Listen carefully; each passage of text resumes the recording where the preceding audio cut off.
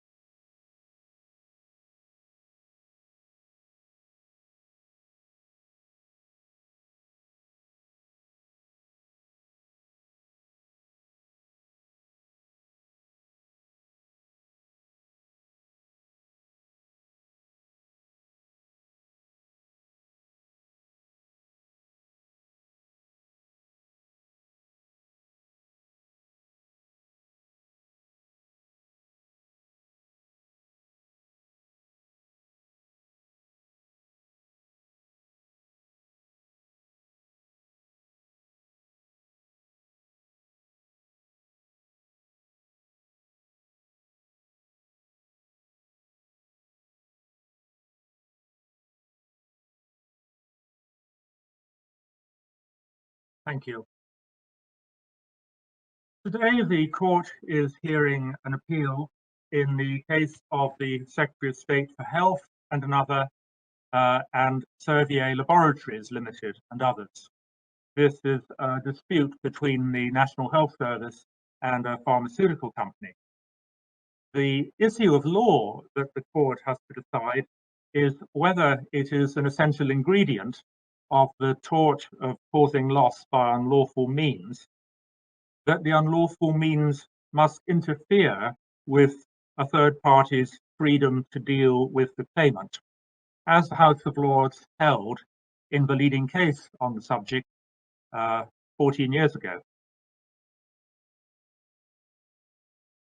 Because we're being asked to review a previous decision at the highest level, we're sitting as a bench of 7 judges. I'll introduce now the colleagues I'm sitting with. First, Lord Hodge. Good morning. Lord Lloyd-Jones. Good morning. Lord Briggs. Good morning. Lord Kitchen. Good morning. Lord Sales. Good morning. And Lord Hamlin. Good morning. The appellant, the NHS, is represented by Mr. Jonathan Crowe, Queen's Counsel, and Mr. David Drake, and I'll invite Mr. Crowe now to begin his submission.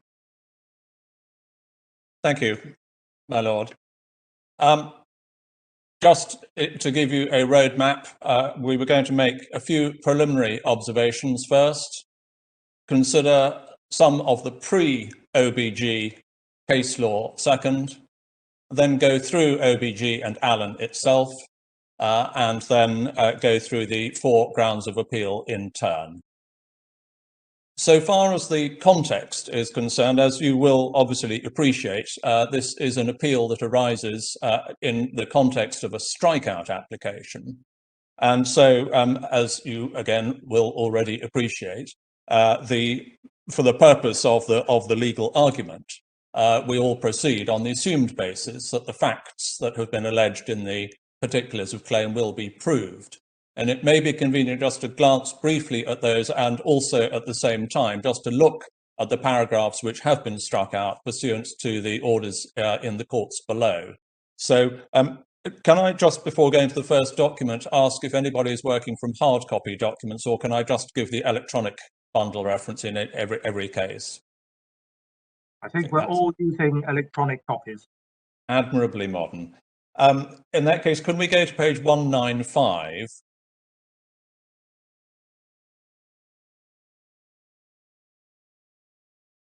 And right at the bottom of the page, we could just pick up, this is in the particulars of claim, just pick it up at paragraph 71, having pleaded the narrative. It is alleged that in the premises, LLS, which is the third defendant, and or SLL, which is the first defendant, obtained, defended, and enforced statutory patent rights enforceable in the United Kingdom in relation to what for short we're calling the 947 patent by deceit. That is, by means of, over the page, misrepresentations made dishonestly or recklessly to the European Patent Office and or to the English courts. 72, further or alternatively, the third and or first defendant obtained, defended, and enforced statutory patent rights enforceable in the UK in relation to the 947 patent in circumstances that made their conduct in doing so unreasonable and or an abuse of the processes of the European Patent Office and or the English courts, and various matters set out in the earlier parts of the pleading are then relied on. And in paragraph 72.2, there is some technical terms which my Lord Kitchen can explain to you if you need to know, but I think for the purposes of the appeal we don't need to. But then more digestibly, paragraph 72.3, it would have been manifest to any reasonable person in the position of the third defendant and or the first defendant that the alpha form of the relevant drug, perindopril, was not novel and or was obvious. And those, obviously, as you will appreciate, are the tests for obtaining a valid patent. And that the attempt to defend and or enforce the 947 patent was hopeless. Lord Justice Jacob describes the 947 patent as a try-on, invalid and very plainly so, and the application for it as specious. And then in section 10, we have the paragraphs that have been struck out. So I'll just walk you very quickly through those. Paragraph 73, the application for defence of and enforcement of the 947 patent and the representations complained of as having been made and or relied on by the first and or third defendant, in so doing, were made and or relied on with the intention on the part of the servants and or agents over the page responsible for drafting and filing the application and the defence and enforcement of the patent of 1.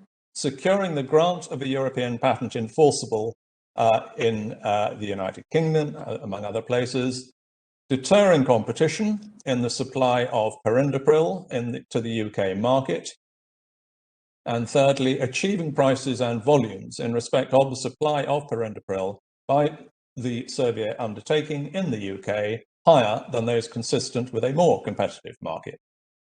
It is the claimant's case, pending completion of disclosure, that the existence of the states of mind alleged in para 73 are legitimately to be inferred as the natural incidence of making the relevant application for defence of and enforcement of the patent.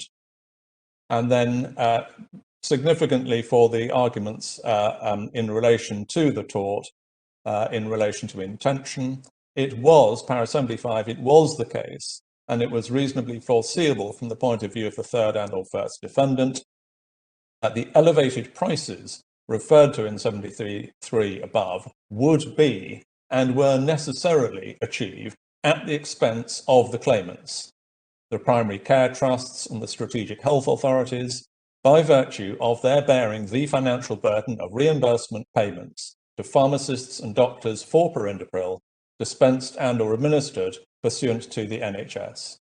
Accordingly, the expense caused to the claimants, the primary care trusts, and the strategic health authorities constituted a means to an end, that end being elevated prices achieved by the Servier undertaking.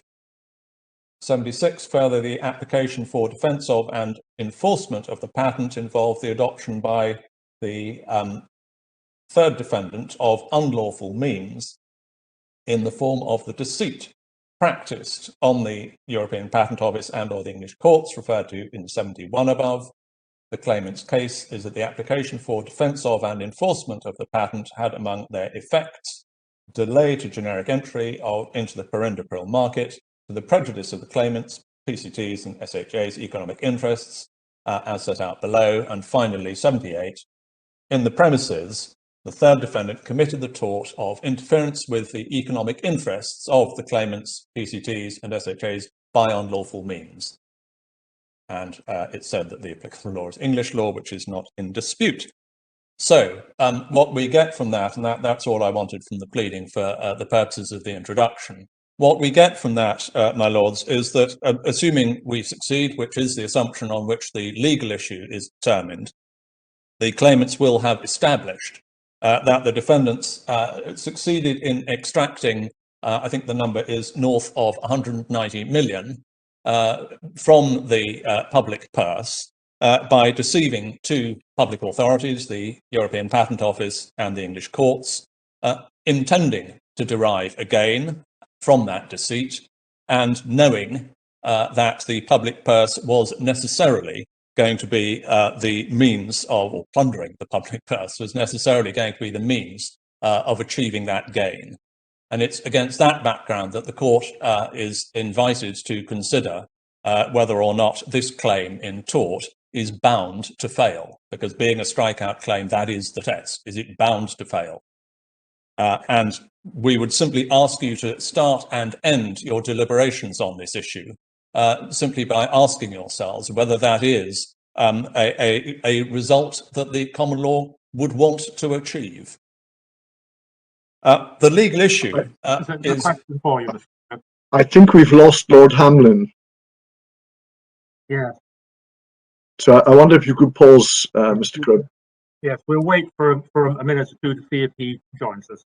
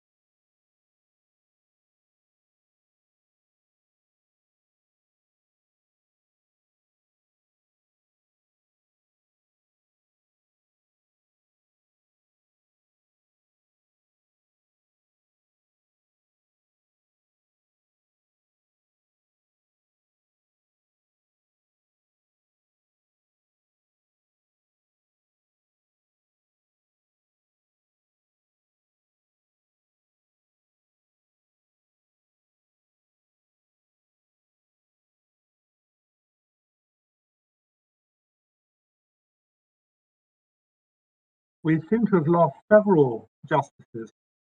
I think we should adjourn for a few minutes while we get... Oh, hold on. Lord Kitchen and Lord Fales are rejoining us.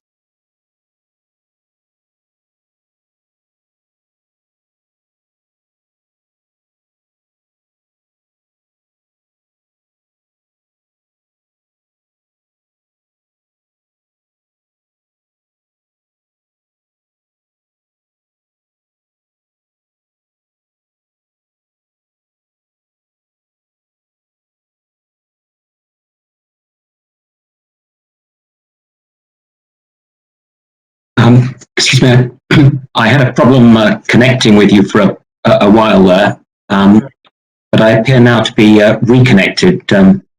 Yes, Lord Fales had a problem as well. Yes, I'm afraid that I got to paragraph 76 of the particulars of claim and then lost everyone. I'm sorry about that. Yes. Lord Hamlin, I think, is about to rejoin us. Yes, I'm back. I'm sorry, I missed. Yeah. At what point did you leave us? I think Mr. Crowe got to paragraph 77 of the particulars of claim. Yeah.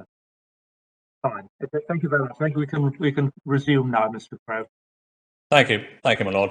I just finished reading paragraphs 76, 7 and 8, which wrap up very briefly the claim based on the unlawful means tort.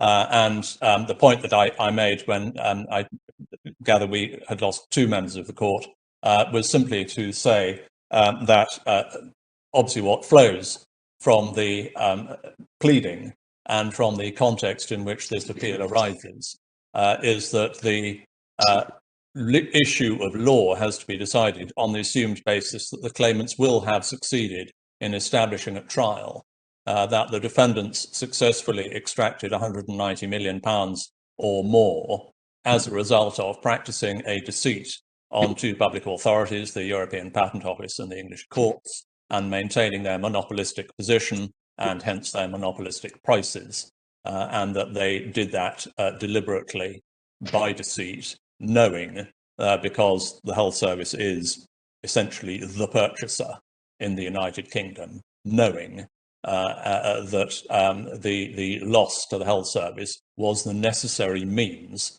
for achieving the gain that Servier sought to achieve for itself.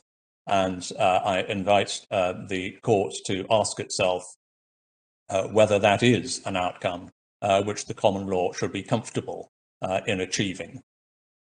The actual legal issue that arises in this appeal is deceptively narrow. It concerns simply one element, as my Lord Reed said in the introduction, just one element in the tort of causing loss by unlawful means. There is, in the lead up to that issue, a considerable amount of common ground. It is, first of all, reassuringly common ground that there is a tort of causing loss by unlawful means. And it is common ground that it is at least a 3-party tort, in the sense that it involves a defendant interacting with a third party whose actions cause loss to the claimant. There is interesting discussion to be had in another case as to whether or not one can properly describe a 2-party situation as involving an illustration of the unlawful means tort, but we don't have to engage with that in this appeal. Most of the essential features of the tort are also common ground, or certainly should be. And just to set those out and to remind you of the sort of vocabulary that we've been using in our written case, and I will be using in oral arguments today.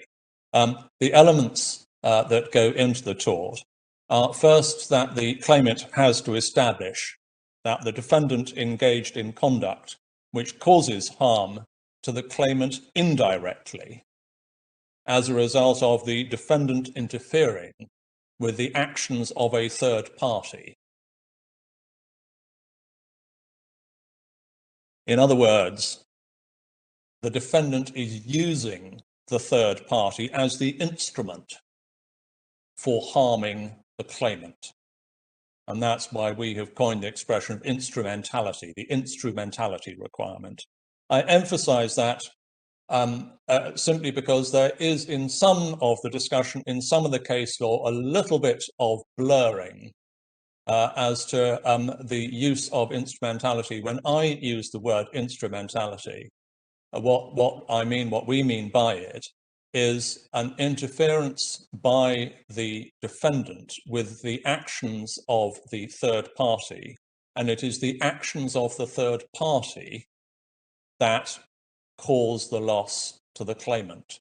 In some of the case law, I just mention this now, as we're going through the case law, and there are occasions where judges talk about the actions of the defendant being the instrument that causes loss to the claimant. And that somewhat fudges or obscures the 3-party nature with which we are concerned, in which the wrong is done by the defendant to the third party, and it's the resultant action by the third party which is the instrument for causing loss to the claimant. So that is the instrumentality requirement, using the defendant using the third party as the instrument for inflicting the loss. And it defines the causal structure of this tort in our submission. The second element, well, the second and third elements in a sense, of the tort is that the wrong that is done by the defendant to the third party on the current state of the law is a wrong that has to be in principle actionable by the third party. And we say it has to be in principle actionable to cover the contingency that the wrong might be done to the third party, but the third party might not have suffered any loss. But if the wrong is done and the only element for actionability by the third party is the absence of loss, for the purposes of the current state of the law, that's good enough. But so there are two aspects of this. The reason why I said it's sort of the second and the third element. The wrong has to be actionable on the current state of the law. That's what we call the actionability requirement. And specifically, the wrong has to be actionable by the third party. It must be a wrong, an actionable wrong done to the third party. And we have called that the relevant wrongfulness requirement. Both of those elements, the requirement that the wrong done to the third party should be actionable and that it should be actionable at the suit of the third party, both of those are clearly powerful limiting factors on the scope and application of the tort. The requirement that the wrong should be actionable has been justified, defended, explained on the basis that if other forms of unlawfulness, such as criminal conduct or breaches of statutory duty, could form the element of unlawfulness in the unlawful means tort, then that would indirectly be tortifying, to use an ugly but convenient phrase. That would result in tortifying crimes or breaches of statutory duty that would not otherwise be torts. So the actionability requirement is a limiting rule that operates so as to assist in keeping the tort within identifiable and principled bounds. And the relevant wrongfulness requirement, that is the requirement that the wrong should be actionable by the third party, is a further limiting factor because it ensures that the wrong is relevant, and it must be relevant because assuming the wrong done by the defendant to the third party is the thing that makes the third party act to cause loss to the claimant, provides a logical a connection between the misconduct on the part of the defendant and the resultant loss to the claimant. So that relevant wrongfulness requirement is another element, as we say, of limiting logical principles control on the scope of the tort as it currently stands. So both the instrumentality requirement and the relevant wrongfulness requirement operate together so as to keep the tort within limited and principled bounds. And the third important element is intention. The defendant must intend to cause loss to the claimant, not just to make a gain for itself, but specifically to cause loss to the claimant. And that operates, again, as a limiting factor, preventing floodgates by allowing people who may incidentally suffer loss, but not intended loss, preventing them from bringing a claim under this heading.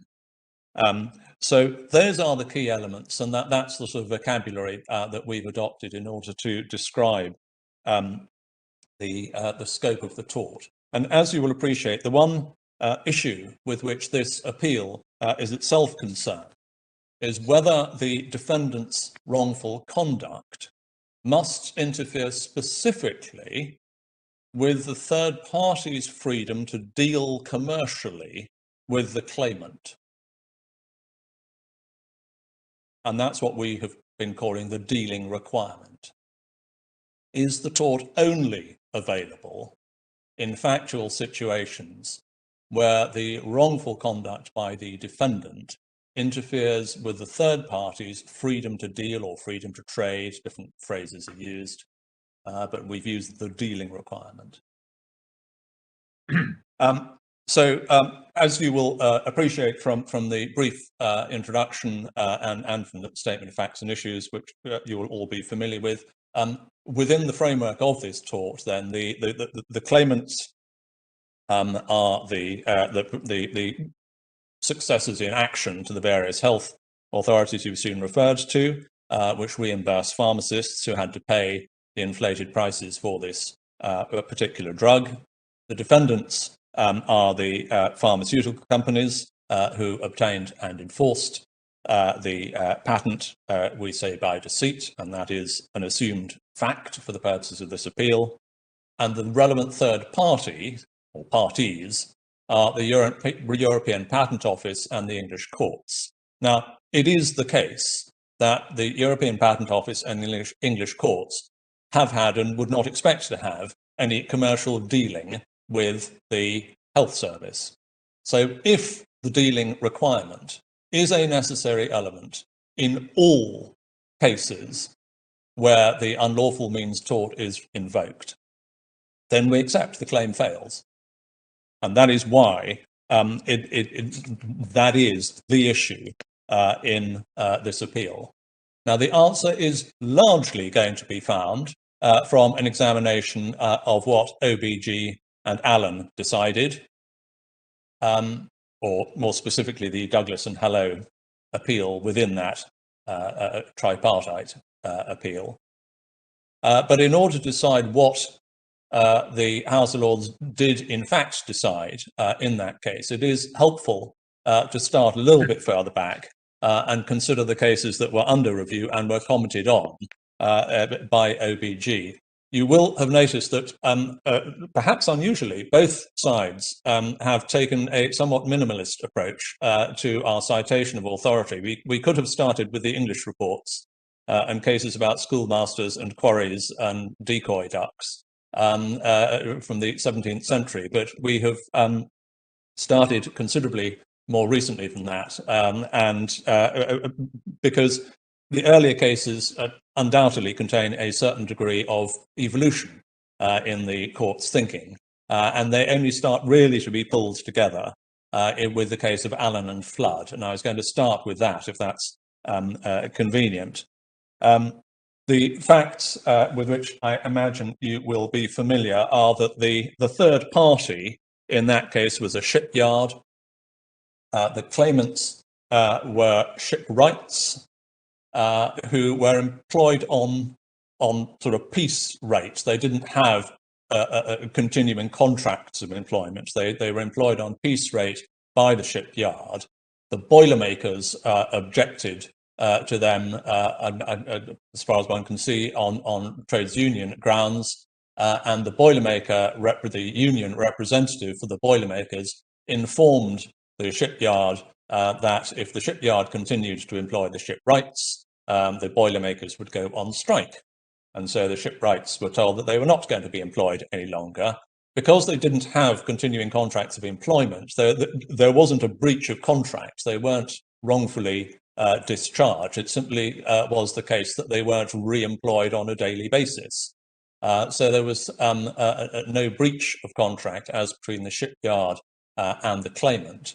And the question arose in that case as to whether the shipwrights who had ceased to be able to work for the shipyard had a claim against the trades union representative who had communicated the fact that there would be a strike if the shipwrights continued to be employed.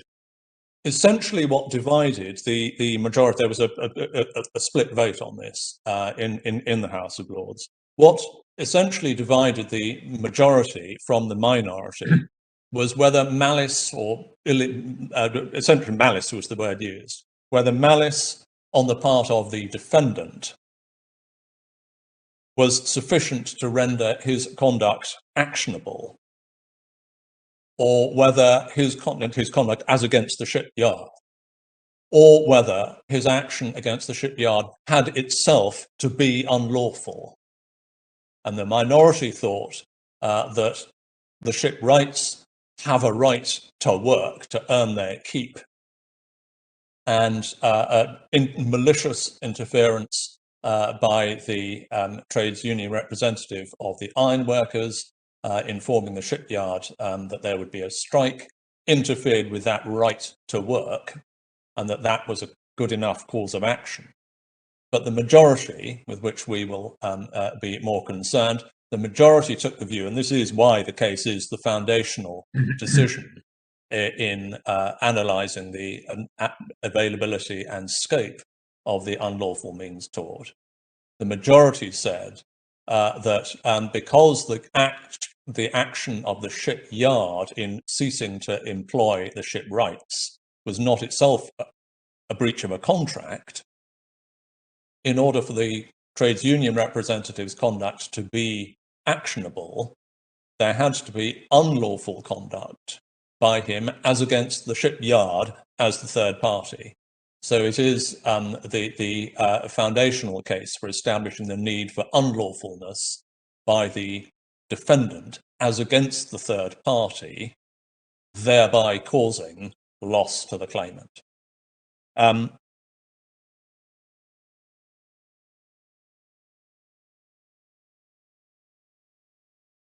The thing that we will ask you to get from this case is that in discussing and describing the contours of the tort, none of the members of the House of Lords referred to any dealing requirement.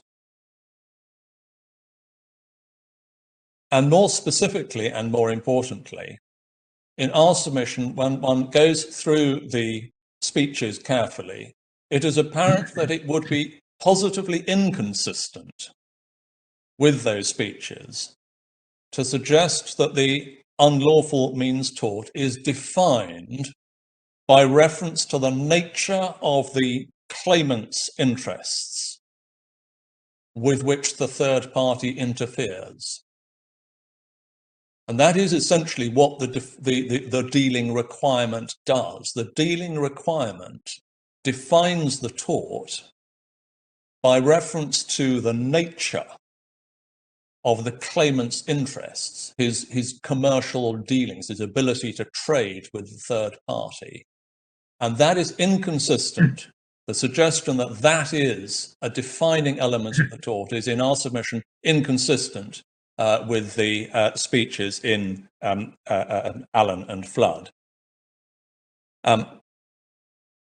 So with that, could we just then turn the case up? It's in, I was going to say the authorities bundle. It's page 303.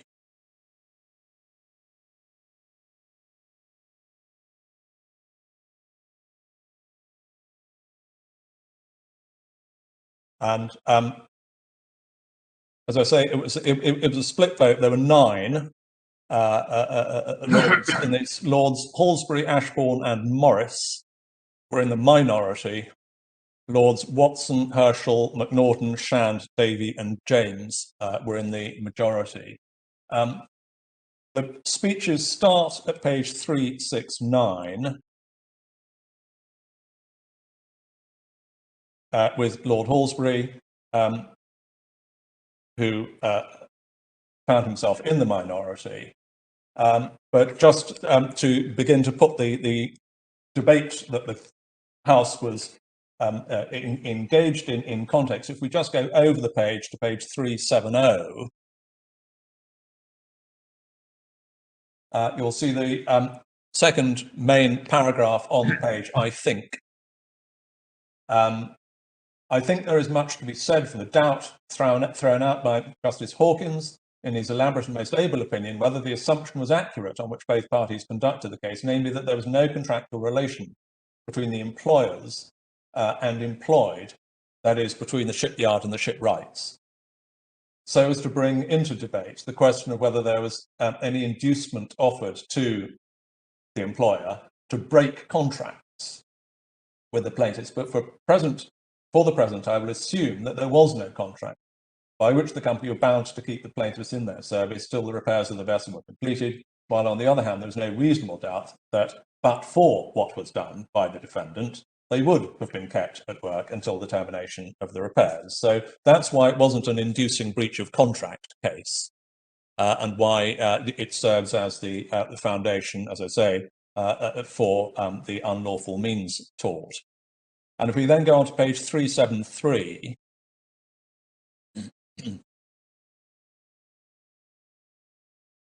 you'll see, remembering that this is the minority view, but just so that you get the scope of what the discussion was and the thinking on the issues that divided the House.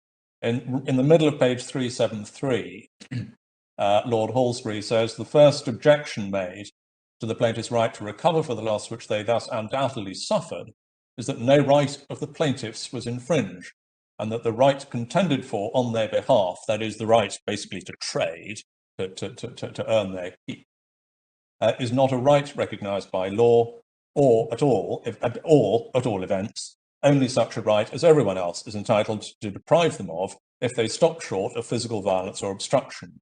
I think the right to employ their labour as they will is a right both recognised by the law and sufficiently guarded by it. By its provisions, to make any undue interference with that right an actionable wrong. And he then goes on to discuss some of the earlier cases about schoolmasters having their pupils stoned on their way to school, and quarry owners being interfered with. We just flip over the page. He's making the point at the very top of the page, having referred to those cases, that these are three-party cases. It was not the quarry owner who was assaulted or threatened, but nevertheless the schoolmaster was held entitled to bring an action in respect of the loss of scholars attending his school, and the quarry owner in respect of the loss of workmen to his quarry. They were third persons, no violence or threats were applied to them, and the cause of action which they had a right to insist on was the indirect effect upon themselves of violence and threats applied to others. So the nature of the tort is being described there in entirely general terms. It's not being described by reference to any dealing requirement. It is simply a recovery where the claimant is struck at, so to speak, by third persons, and that the third parties have acted, their conduct has been caused by the defendant. We then go on, we'll just see where the various speeches start and end. Lord Watson, we start with at page 392.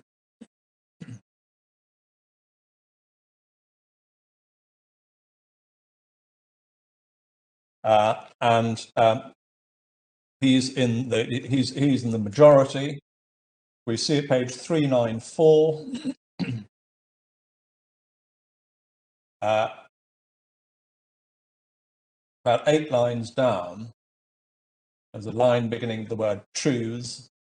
And he says it's true that the company is not a party to this suit, but it's also obvious that the character of the act induced, whether legal or illegal, may have a bearing upon the liability in law of the person who procured it.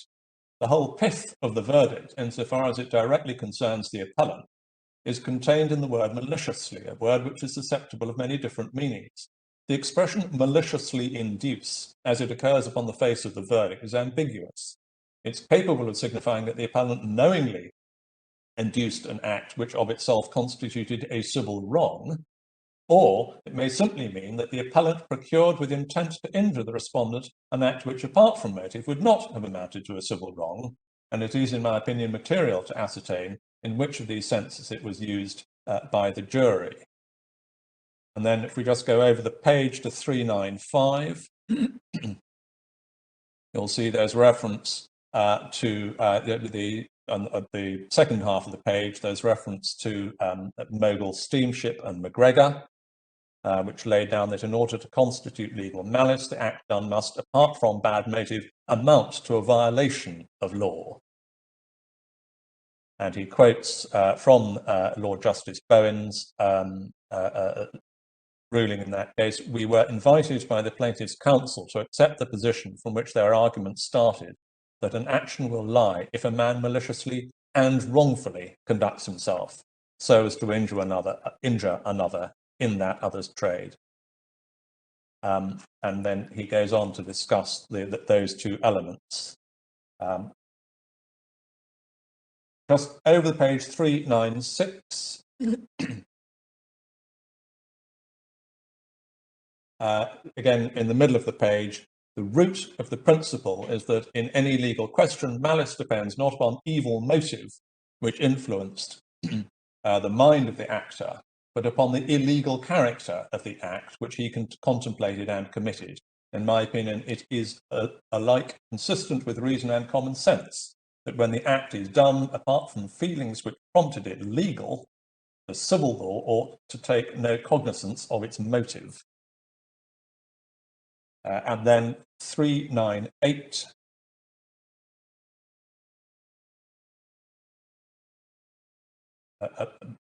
Important passage, again, right in the middle of the page. There are, in my opinion, two grounds only upon which a person who procures the act of another can be made legally responsible for its consequences.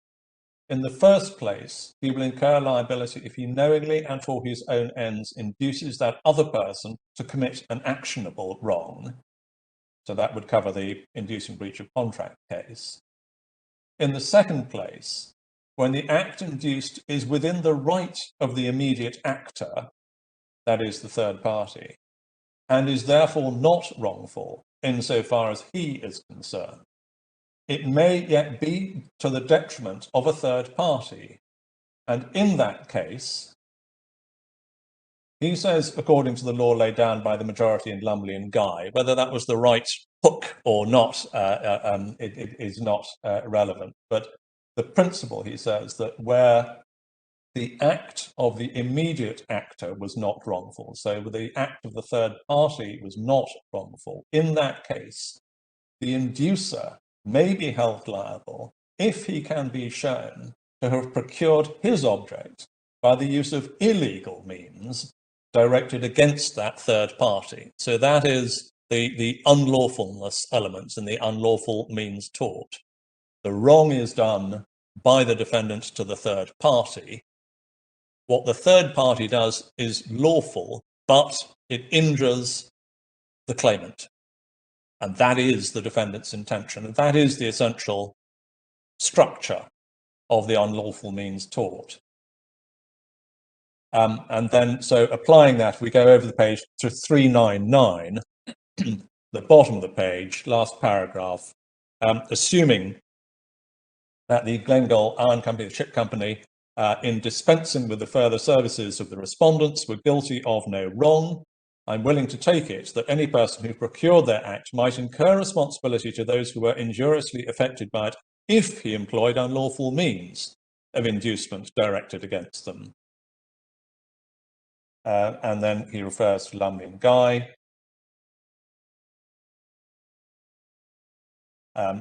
Already referred to, a person who by illegal means, that is, means which in themselves are in the nature of civil wrongs, procures the lawful act of another, which act is calculated to injure and does injure a third party, commits a wrong for which he may be made answerable. So again, our comment there is that the three-party unlawful means taught is described in entirely general terms, with no reference to any sort of dealing requirement. It is not fact-specific. It's not constrained to the circumstances of any particular kinds of relations between the third party and the claimant. It is defined by wrongful conduct by the defendant as against the third party, resultant conduct by the third party in relation to or having an impact on the claimant, and loss. We could then skip forward to page 411. 411, you see the speech of Lord Ashbourne. He was in the minority, and I don't think we need to be detained by his observations. And then the next one is Lord Herschel, which starts at 416. And the relevant passage I wanted to draw to your attention starts at page 420.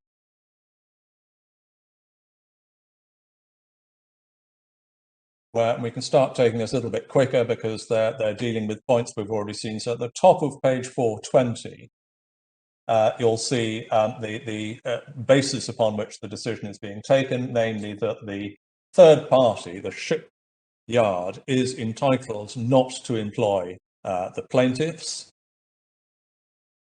And on that basis, if one then skips quickly forward to page 434,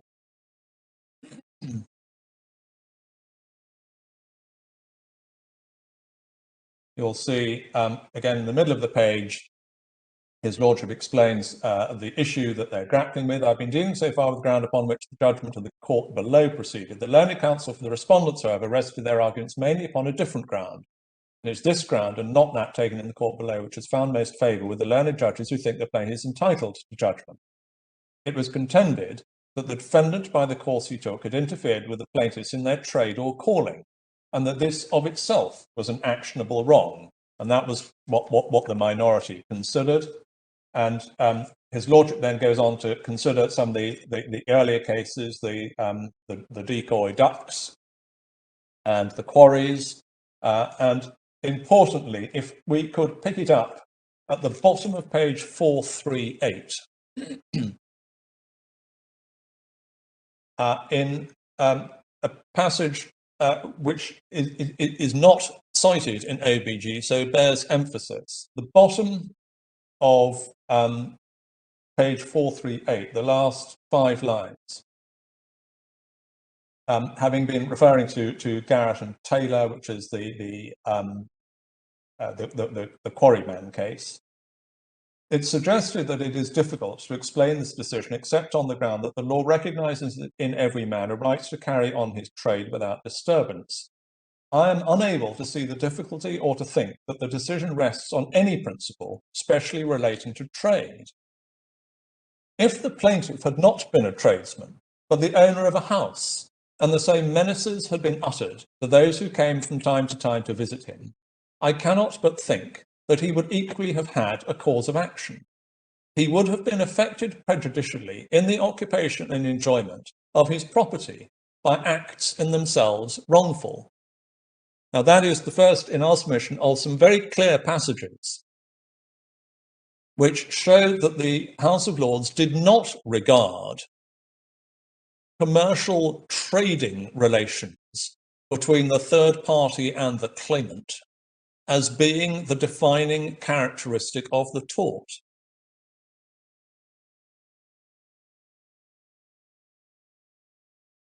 And he goes on for the rest of the page to make the same point. Again, in Tarleton and Macaulay, that was the case of one ship firing a gun at a canoe coming to trade with another ship on the West African coast.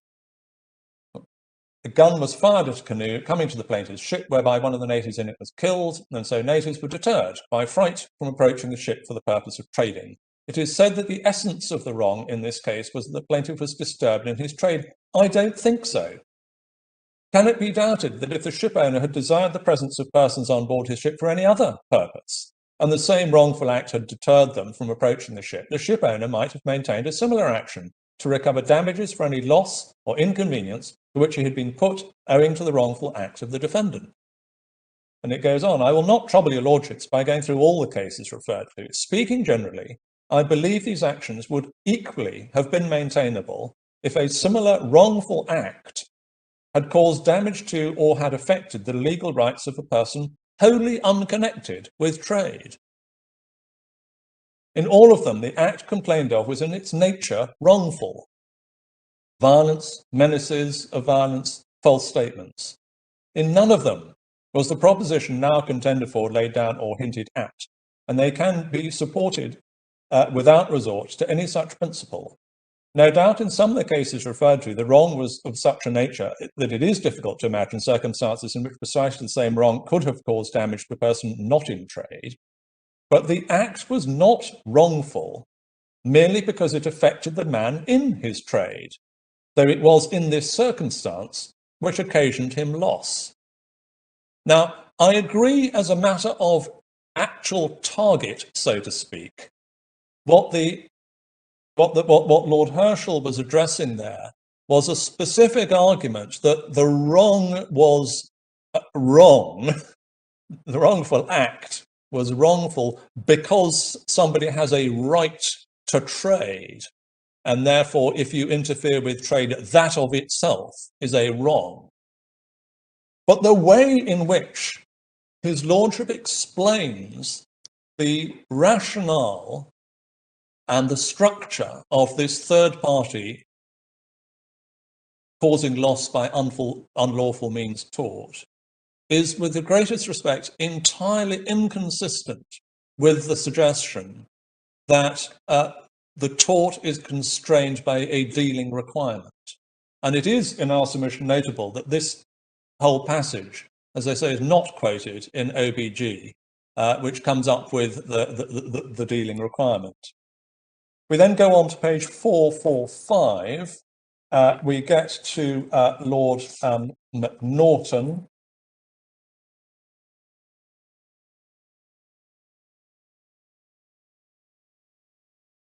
I won't read it to you in the interest of time, but if one just looks at the bottom, it's the relevant passage just dealing with the structure of the tort is the bottom of page 452 to 453. I won't dwell on that. We next get another dissent, Lord Morris, at page 456, so we can pass with all respect over that. And we get to the last three speeches, all with the majority, starting with Lord Shand, page 462.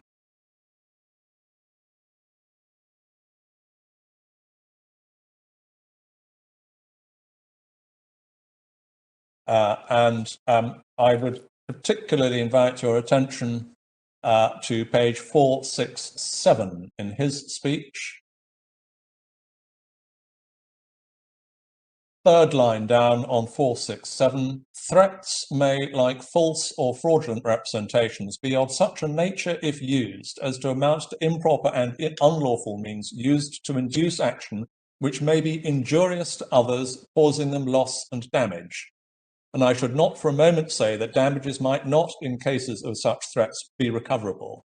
But this can only apply to threats of violence, intimidation, obstruction, or the like. Threats which may be described as the menace which improperly affects freedom of action in the person who is induced to act or refrain from acting. So again, the tort is described in entirely general terms. It is not described by reference to interference with the third party's dealings or trading with the claimant who is injured. It is defined by reference to wrongful acts against the third party by the defendant, which improperly affects his freedom of action, whether that's visiting somebody's house for social purposes, trading with them, or any other. And if we go on to page 471, we have the speech of Lord Davy.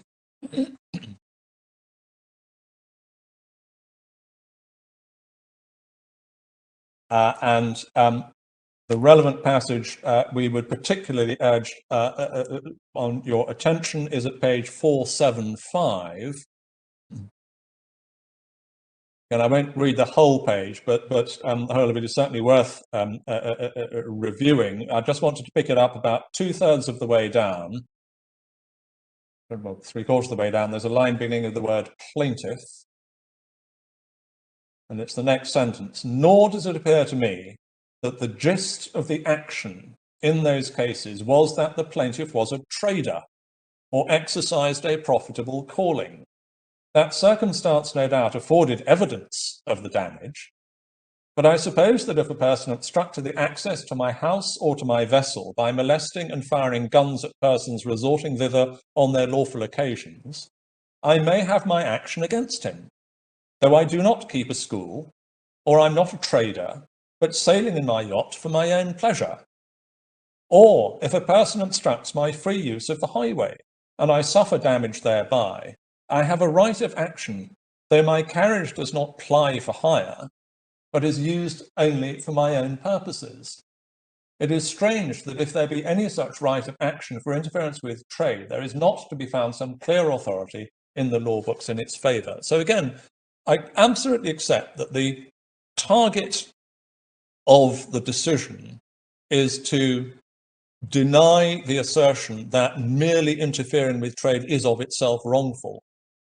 But the way that the tort is being described in our submission is flatly inconsistent with the suggestion that the tort is defined by reference to the nature of the interests of the claimant that are interfered with, or that it is constrained and limited only to situations where the wrongful act as against the third party interferes with the third party's freedom to deal with the claimant, because that is absolutely not what Lord Davey is saying.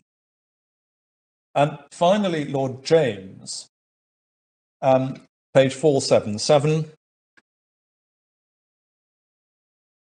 and the relevant passage in his speech is at page 482.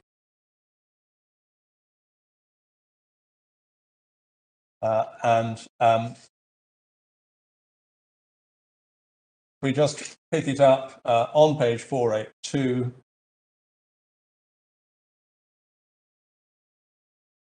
About a third of the way down the page, towards the end of the line, there's a sentence beginning, but whatever meaning may be attached to the words interfere with, I see no ground for saying that any different rule should be applied to cases of interference with a man when carrying on his trade or business, or when he is engaged in any other pursuit. Then refers to Mogul steamship, and in the next paragraph says, my lords, I abstain from passing in review the older cases which refer to interference with trade or business, for they have already been very fully reviewed and dealt with. I content myself with saying that I do not think they establish more than that the interference, which is in itself unlawful, constitutes a cause of action. It seems somewhat contrary to common sense that an interference which is rightful when applied to general subjects becomes wrongful when a trade or business is subjected to it. So again, with respect, and these have all been passages not quoted in OBG and Allen, with respect, it is entirely clear that the majority is describing the tort, the three-party tort of causing loss by unlawful means, either in entirely general terms, or specifically excluding the idea that the interference with trade dealings between the third party and the claimant is what defines the tort.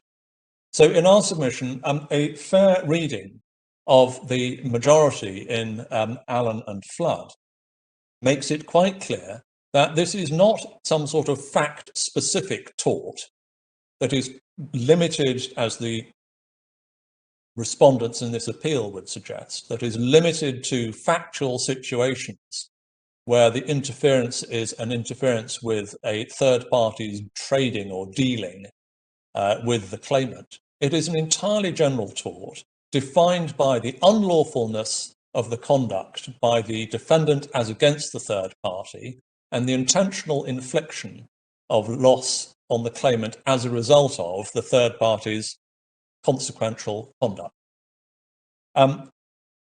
We then have Quinn and Leatham, and that came only a few years later with several members of the Constitution also having appeared in Allen and Flood, Halsbury, McNaughton and Shand, but joined this time by Brampton and Lindley.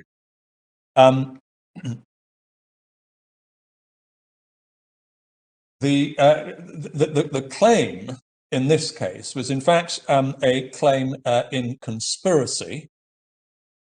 Again, it was a labour dispute. It was a complaint against union members for effectively causing a butcher's shop to stop buying meat from a flesher, which I assume must be an abattoir, because the flesher didn't employ union men. So we have another labour dispute. We have the union again as the defendant, or the union representatives as the defendants. We have the butcher as the third party, who doesn't buy the meat from the flesher, and the flesher as the claimant. I just want to go through this fairly quickly, but it is important because there is a passage in Lord Lindley's speech which forms the cornerstone of Servier's answer to this appeal. And it is, in our submission, important to put Lord Lindley's speech in context. The context, before just going through the speeches, the context that we would urge on you is first that this was in fact, as I say, a claim for unlawful means conspiracy. The focus of what their lordships' speeches are dealing with is not, in fact, the unlawful means tort. It's a conspiracy claim, and that is how it was described by Lord Hoffman in OBG and Allen itself at paragraph 15, as we will see later. So that's the first point. It's not seeking to define the scope of the unlawful means tort. So from a learned friend's case to refer to one paragraph in Lord Lindley's speech, I think 4 times in the respondent's case, in our submission, is seeking to place weight on this which it simply cannot bear in relation to the tort with which you are concerned. The second point that we will just ask you to get from this is that nothing is said by the lords in Quinn and Leatham to suggest that they were in any way disagreeing with the analysis in Allen and Flood.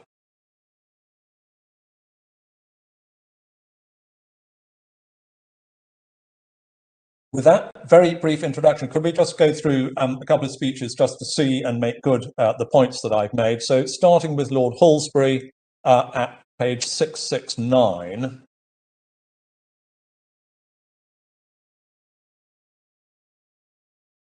You'll see the bottom of page 669, the Lord Chancellor says, "My Lords, in this case, the plaintiff was by a properly framed statement of claim, has by a properly framed statement of claim complained of the defendants and proved to the satisfaction of a jury that the defendants have wrongfully and maliciously induced customers and servants to cease to deal with the plaintiff, that the defendants did this in pursuance of a conspiracy framed among them, that in pursuance of the same conspiracy they induced servants of the plaintiff not to continue in the plaintiff's employment, and that all this was done with malice in order to injure the plaintiff, and that it did injure the plaintiff." So that's making it perfectly clear that the claim was being considered on the basis of conspiracy. If one goes on to page 672, Lord McNaughton, he opens his speech by saying, "Notwithstanding the strong language of the late Mr. Justice O'Brien and the arguments of the Lord Chief Baron, I cannot help thinking that the case of Allen and Flood has very little to do with the question now under consideration." So again, that underlines the focus of this appeal not being, the Quinn and Leatham appeal, not being any attempt to readdress the definition of the 3-party unlawful means tort that was addressed in Allen and Flood, but instead to consider whether or not a cause of action based on conspiracy was made out in Quinn and Leatham. And if we just go on then to page 674, very bottom of 674, last 3 lines, the only other question is this: does a conspiracy to injure resulting in damage give rise to civil liability? It seems to me that there is authority for that proposition and that it's founded in good sense. So again, it makes perfectly clear the basis upon which the appeal was being considered and decided. He's not seeking to readdress the contours of the tort of causing loss by unlawful means, which have been clearly and definitively addressed in Allen and Flood. And then Lord Shand starts his speech at page 676.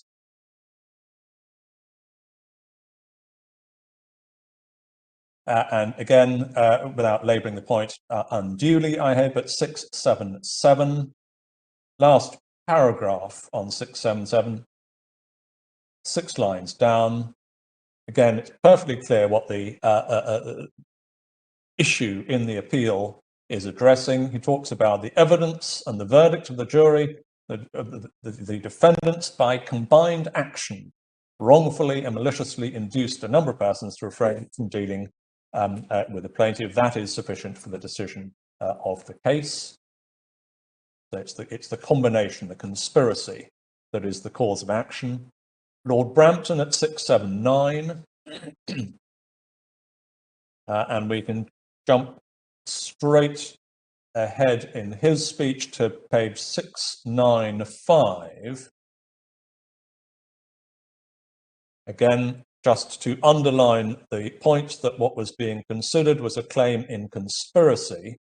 You'll see from on 695, the second half of the final paragraph, he talks about the danger and alarm created by a conspiracy formed by a number of unscrupulous enemies acting under an illegal compact, together and separately. Strong language.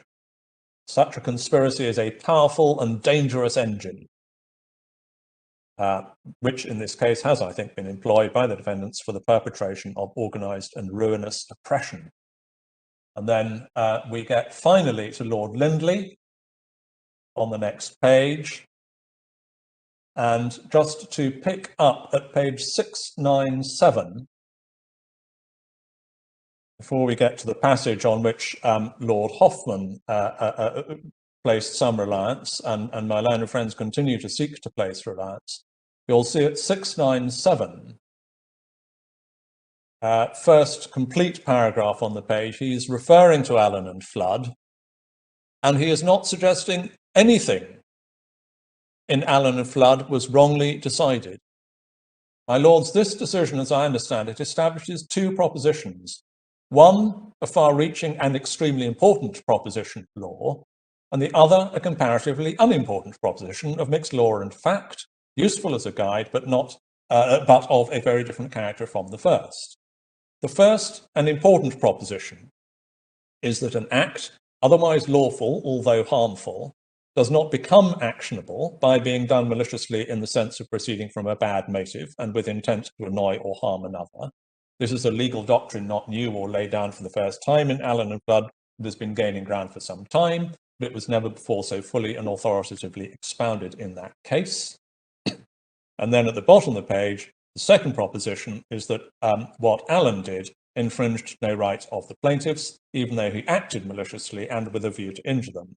I've already stated that what he did and all that he did, in the opinion of the majority of the noble lords, if their view of the facts is correct, their conclusion that Allen infringed no right of the plaintiffs is perfectly intelligible and indeed unavoidable. And then he goes on at the middle of page 698, second complete paragraph, to say this, and it is important not to take out of context the passage which my learned friend will seek to rely on.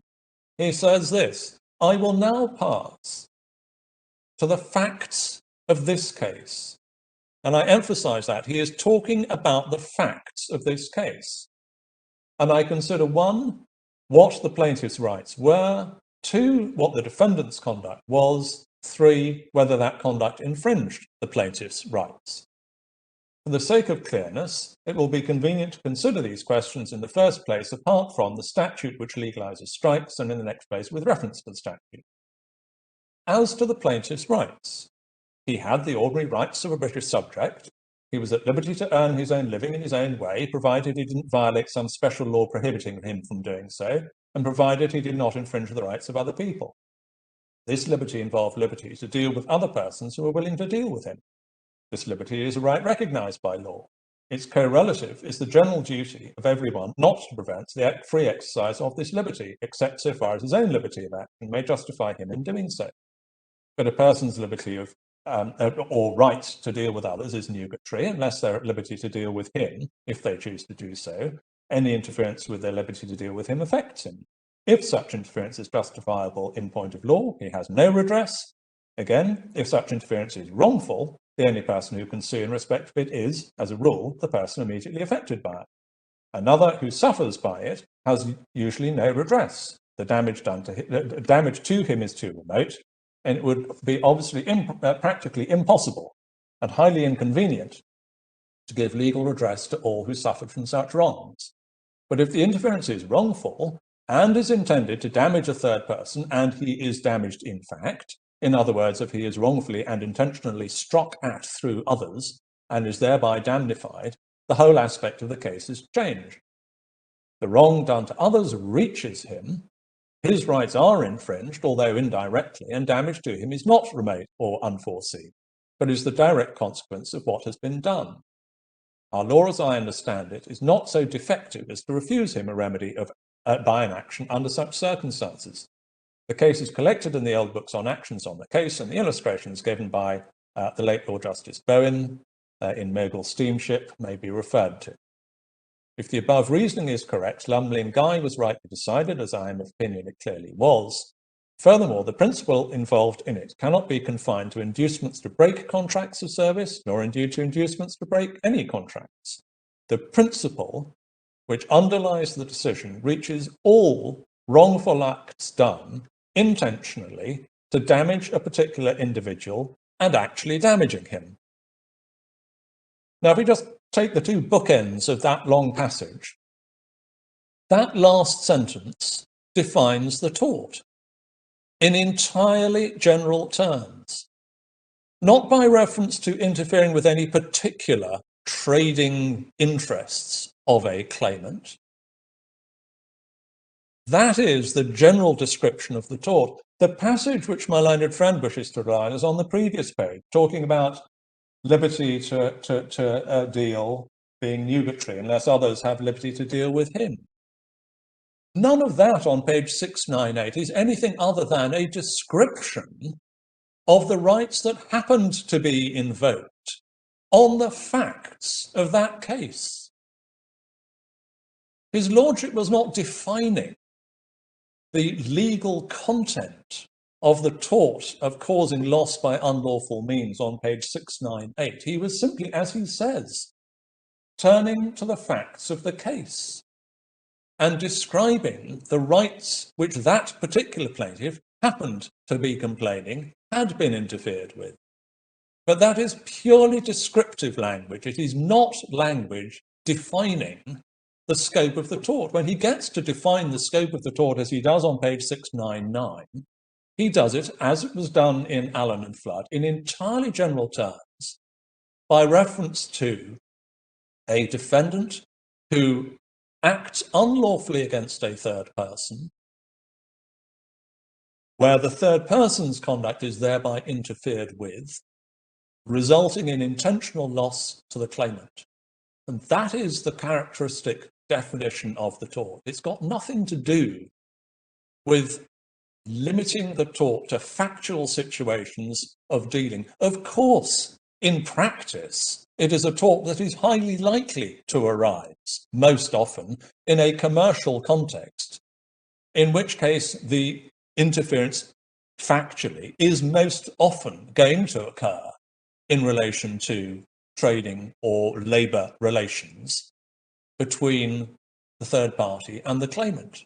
But that doesn't define the tort. It simply describes the factual situation in which it most commonly comes up.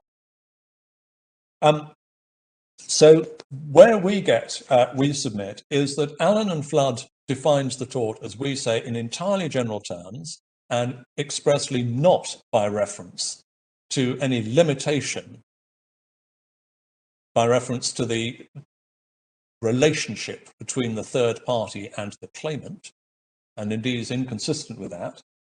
Nothing in Quinn and Leatham undermines, overrules, or disagrees with anything said in Allen and Flood, and indeed the critical passage in Lord Lindy's speech, right, the last bit I read to you, that last sentence on 699, is entirely consistent with the Allen and Flood approach. And the attempt by, in fairness, Lord Hoffman, in OBG and Allen, to place weight on the references on page 698 to a person's liberty or right to deal with others, is hanging legal principle, or an attempt to hang legal principle, on what was in fact merely descriptive language of the rights that happened to be being invoked in that case. We submit that the passage that Malone Friend seeks to rely on simply doesn't carry any weight of legal principle and does not justify introducing the dealing requirement. I was going to turn to the next case, Lunro and Fayed. Would that be a convenient moment, my lord, to have the morning break? Thank you very much, Mr. Crowe. Yes, we'll adjourn now for 5 minutes. Thank you. We're now ready to resume. Mr. Crowe. Thank you, my lord. The next case I wanted to take you to was Lunro and Fayed in the Court of Appeal, which was one of the many exchanges in the duel between Tiny Rowland and Hamid Al Fayed in relation to the takeover of Harrods. The reason why this case is significant is that the claim based on the unlawful means tort involved two elements. One was Lunro was saying that the Fayed camp had misled the directors of the company as to the means available to the Fayed camp for the takeover, and that misrepresentation had led the directors to recommend the bid.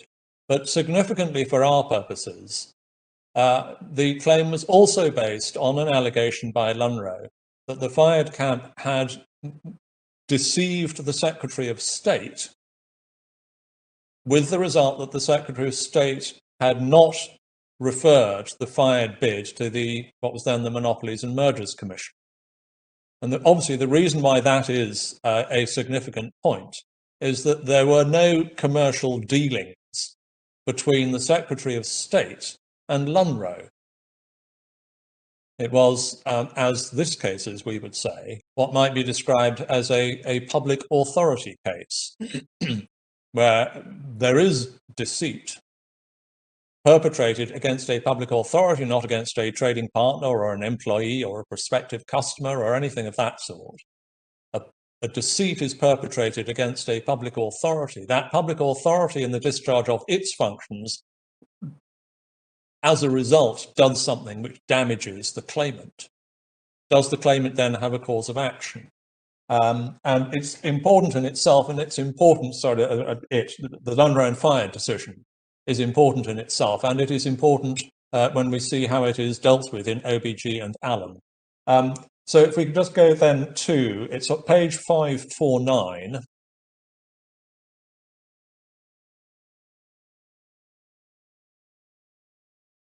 The claim was in fact brought on two grounds. One was conspiracy, and the other was the unlawful means tort.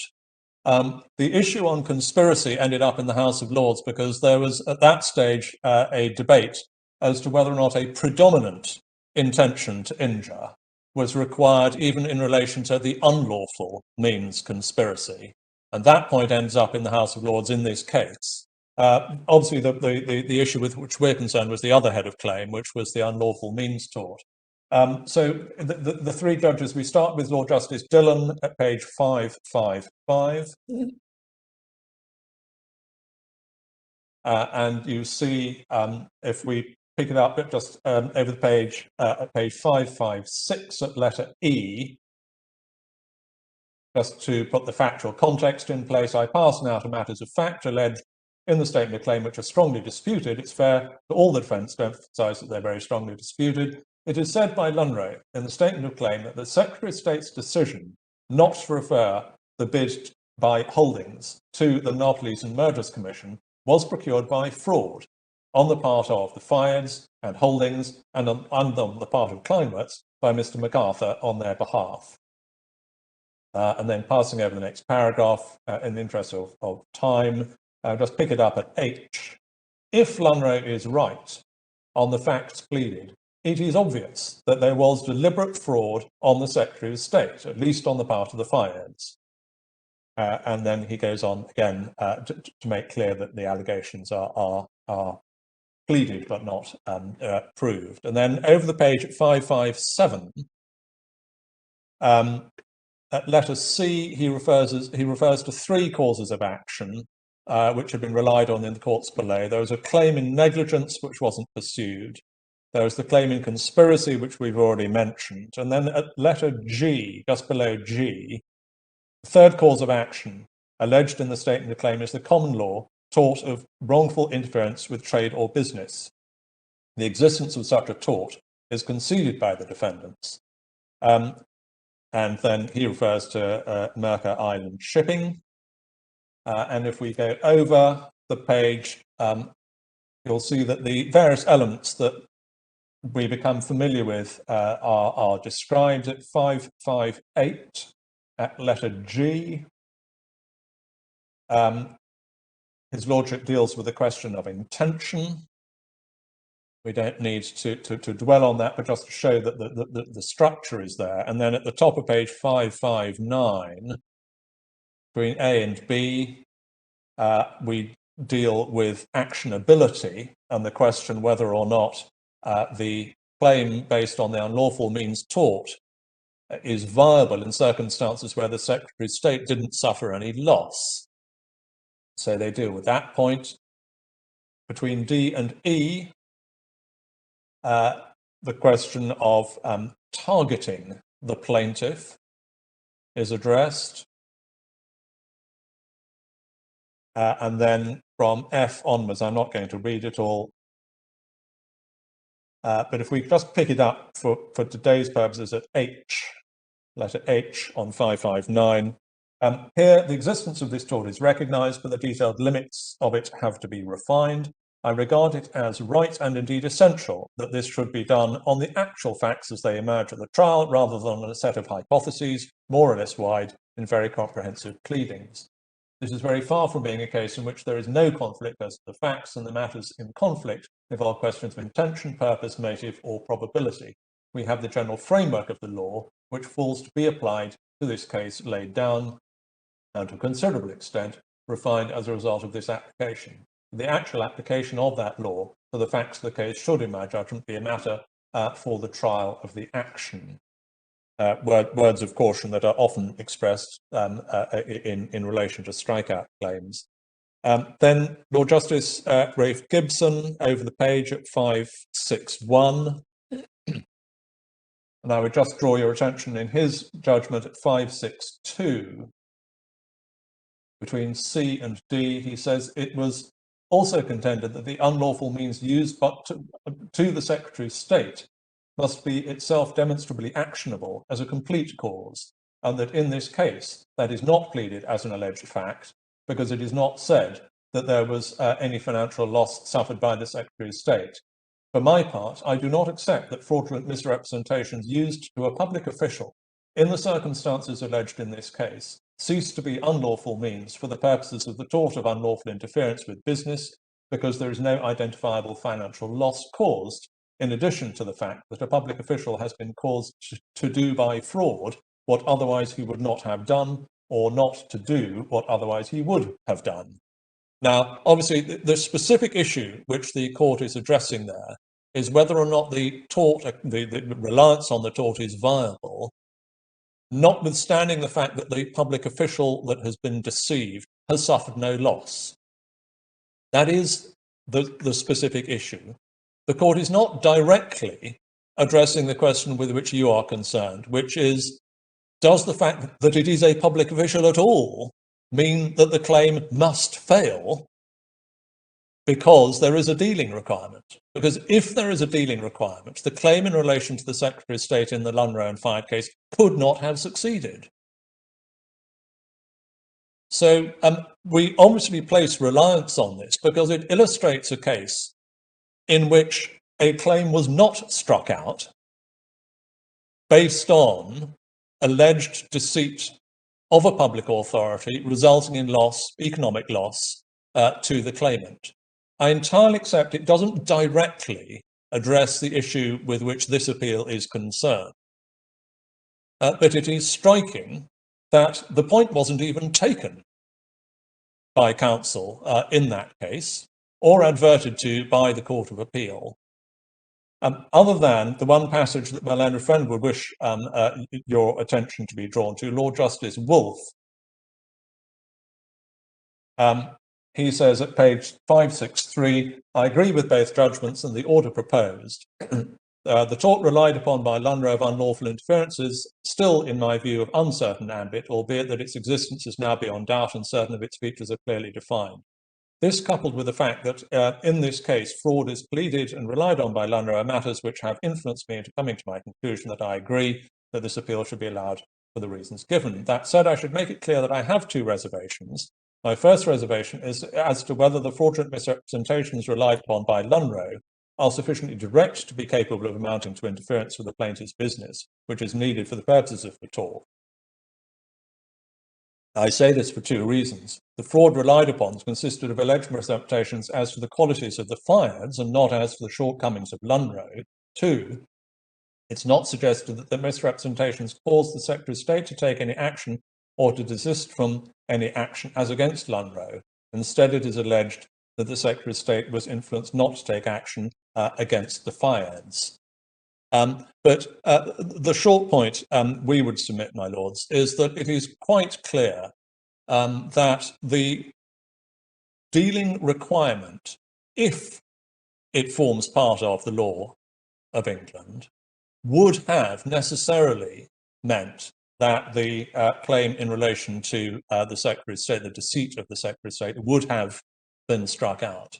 And it's not a point that was taken, and the claim went, as I say, it went ahead. The issue, as I say, on whether or not a predominant intention to injure was required for the unlawful means conspiracy went to the House of Lords. That isn't in the bundle. We haven't burdened you with it. If you want the reference, it's 1992, one appeal case is 448. The House of Lords, in one sentence, I think, dealt with the unlawful means tort and didn't add anything to the sum of our knowledge. So those are the three cases we just wanted to draw to your attention that predate OBG and Allen. So the next task is to turn to OBG and Allen.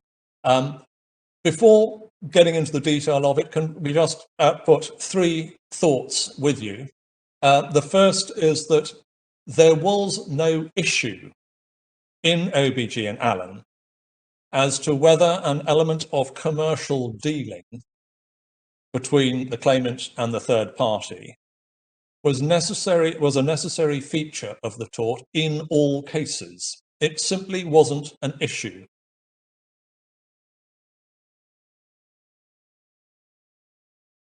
Second, and we say as a result, when we are seeking to identify the ratio of OBG and Allen, we would submit that the only true ratio in the case was that in circumstances where there was, on the facts, or might potentially be, commercial dealings between the claimant and the relevant third party, then the tort would only be committed if the defendant interfered with the third party's freedom to deal with the plaintiff.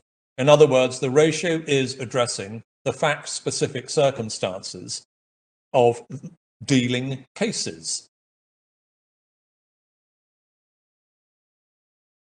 And the third point we just want to leave in your mind before we turn to the case is that both Allen and Flood and Quinn and Leatham were approved. Nothing is said in the speeches of the House of Lords to suggest that they were overturning what was said in those earlier cases. The facts, I imagine, are well known to you. Michael Douglas and Catherine Zeta-Jones had granted OK magazine exclusive rights to photograph and publish photographs of their wedding, and they, the couple, were under duty to take reasonable measures to ensure that restrictions were imposed in relation to taking photographs. Nevertheless, a freelance photographer did manage to infiltrate the wedding, and he surreptitiously took photographs and sold them to Hello magazine. An injunction was initially granted and then discharged, restraining publication, and Hello then duly did publish. Both OK magazine and the Douglases sued Hello for breach of confidence. That was one cause of action. OK magazine also brought claims in conspiracy and for causing loss by unlawful means.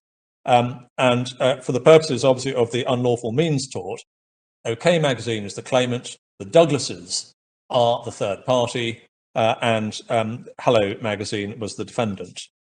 Just to get one up to speed in the hearings in the courts below, the trial was in front of Mr. Justice Lindsay. He allowed the claim by both the Douglases and OK magazine for breach of confidence, but he rejected OK magazine's claim for conspiracy and for the unlawful means tort. The Court of Appeal dismissed Hello's appeal against the Douglases' victory in relation to the breach of confidence claim, and the Douglases then themselves drop out of the picture.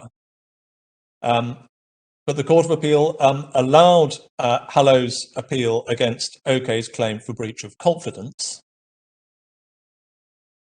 and it dismissed OK's appeal in relation to the unlawful means tort on the grounds that there was an insufficient intention to injure. So OK, but not the Douglases, was appealing to the House of Lords. And just to give you a top line, because there were split, slightly different decisions on the two issues, there was a bare majority of Lords Hoffman and Brown with Baroness Hale allowing OK's appeal in relation to the breach of confidence claim. There was a slightly larger majority of Lords Hoffman, Brown and Walker with Baroness Hale refusing OK's appeal in relation to the unlawful means tort. As I imagine you are aware, the lead speech in relation to both was given by Lord Hoffman, with Lord Nichols expressing different views on a number of points. Before getting into the detail of the judgment, we just want to identify the two main themes with which the speeches are in fact concerned, because again, it is important when you are seeking to tease out the true ratio of any case to understand what was the debate that was being had and what was the focus of attention. And what we submit is that the two main points in relation to the unlawful means tort that the House was grappling with there was, first of all, to disentangle the tort of inducing breach of contract on the one hand from the unlawful means tort on the other. That's a major part of the analysis of the earlier case law, disentangling inducing breach of contract from the unlawful means tort.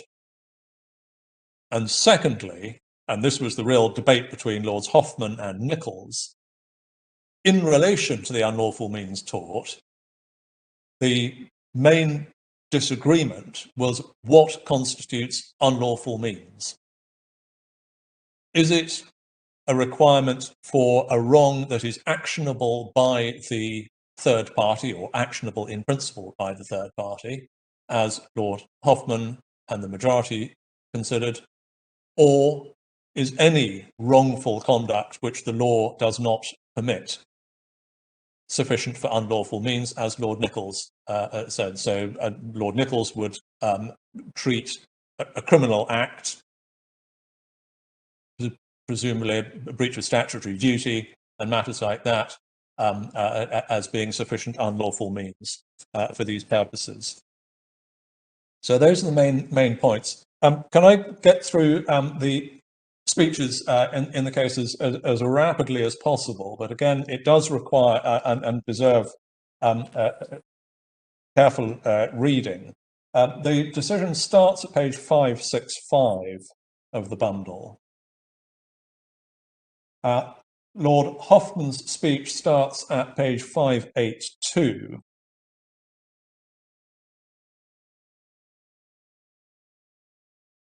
And if we can pick it up at 583, the tort of causing loss by unlawful means, he says, has a different history, having been looking at inducing breach of contract. It starts with cases like Garrett and Taylor, in which the defendant was held liable because he drove away customers of Headington Quarry by threatening them with mayhem and vexatious suits. Likewise, Tarleton and Macaulay. Lord Kenyon held the master of the Othello, anchored off the west coast of Africa, liable in tort for depriving a rival British ship of trade by the expedient of using his cannon to drive away a canoe that was approaching from the shore. In such cases, there is no other wrong from which the defendant is liable as accessory, although the immediate cause of the loss is the decision of the potential customer or trader to submit to the threat and not buy stones or sell palm oil, he thereby commits no wrong. The defendant's liability is primary for intentionally causing the plaintiff loss by unlawfully interfering with the liberty of others. Now that, in our submission, is an entirely orthodox and correct description of the contours of the tort, making no reference to any dealing requirement. It is not some fact-specific tort that can only be committed in relation to certain kinds of relations between the third party and the claimant. It is a liability for intentionally causing the plaintiff loss by unlawfully interfering with the liberty of others. And we get a similar expression in paragraph 7, looking at Allen and Flood, just below letter H. Having referred to Brooks and Barnard, he says, his lordship says, but an interference with the liberty of others by unlawful means does not require threats. If, for example, the master of the Othello had deprived the plaintiff of trade by simply sinking the approaching vessel with its cargo of palm oil, it is unlikely that Lord Kenyon would have regarded this as making any difference. Salmon's tort of intimidation is therefore only one variant of a broader tort, usually called, for short, causing loss by unlawful means. And it is important that the intimidation element is embraced within it. And then paragraph 8, the tort of causing loss by unlawful means differs from the Lumley and Guy principle as originally formulated in at least 4 respects, and he identifies those.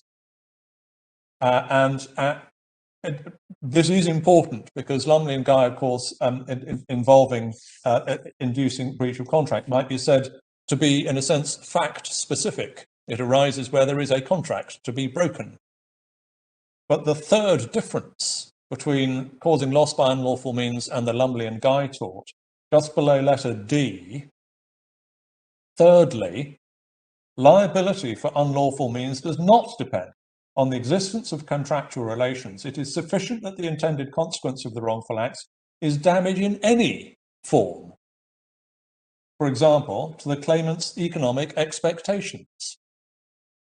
So in our submission, it is again clear from this historic review, and entirely right, that his lordship was not tying the tort of causing loss by unlawful means to any particular fact pattern or to any particular kind of damage. We then go on, and you'll see that his lordship discusses Allen and Flood. Mr. Crowe? Yeah, sorry, yes. Can I just ask you a question? Is there any case referred to by Lord Hoffman in his historical approach which isn't in fact about circumstances where the means whereby the loss was caused satisfied the dealing requirement. He refers to Lunner and Fired, and he doesn't disagree with it. He hasn't referred to it yet. We haven't got, no, all right, but thus far they all seem to be dealing requirement cases almost by definition. Well, they're not dealing requirement cases. They happen factually to involve dealing. Yes, fair enough. 585 we have Allen and Flood. 586 we have Quinn and Leatham.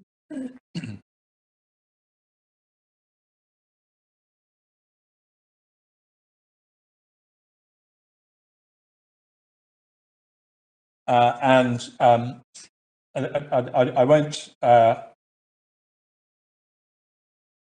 detain you too much there. I just want to pick up a few lines to show the cases under review and then the evolution of the thinking. At 588, you'll see he has a heading muddle, GWK and Dunlop Rubber. And again, it's worth observing paragraph 24. He again says the case is a good example of intentionally causing loss by unlawful means. Repeatedly, the tort is described by that formula, not by reference to interference with trade or interference with dealing. It is simply causing loss of any sort by unlawful means. His Lordship then on page 589 looks at D.C. Thompson and Deakin, the attempted unified theory. And in that context, over the page at 590,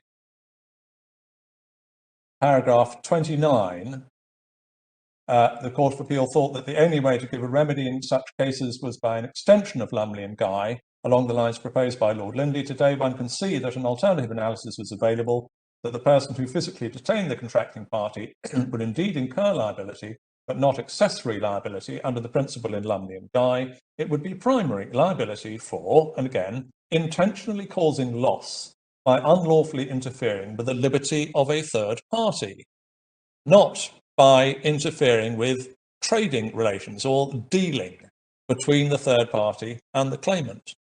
And that, in our submission, is again entirely orthodox and correct. And one gets it again on the next page, 591.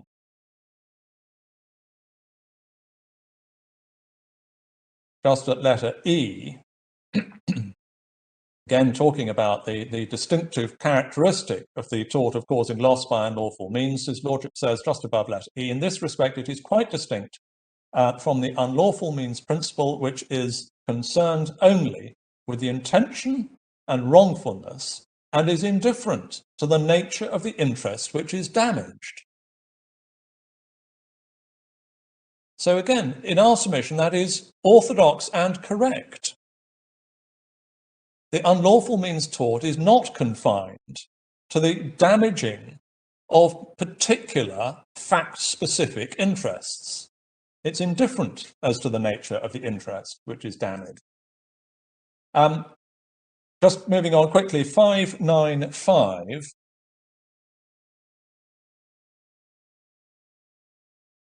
One has the heading causing loss by unlawful means, where his Lordship pulls things together. And this is where the debate between Lord Hoffman and Lord Nichols is crystallised. He says at para 45, the most important question concerning this tort is what should count as unlawful means. And then we get a quote from Allen and Flood. And then we get in paragraph 46, the passage from Quinn and Leatham, which I've already taken you to. And I repeat, our submission is that that passage is not an attempt by Lord Lindley to define the tort. It is simply a description of the facts, by reference to the facts, of the interest that the claimant in that case happens to be relying upon. So for Lord Hoffman to elevate it as a passage explaining the rationale of the tort is, in our submission, wrong.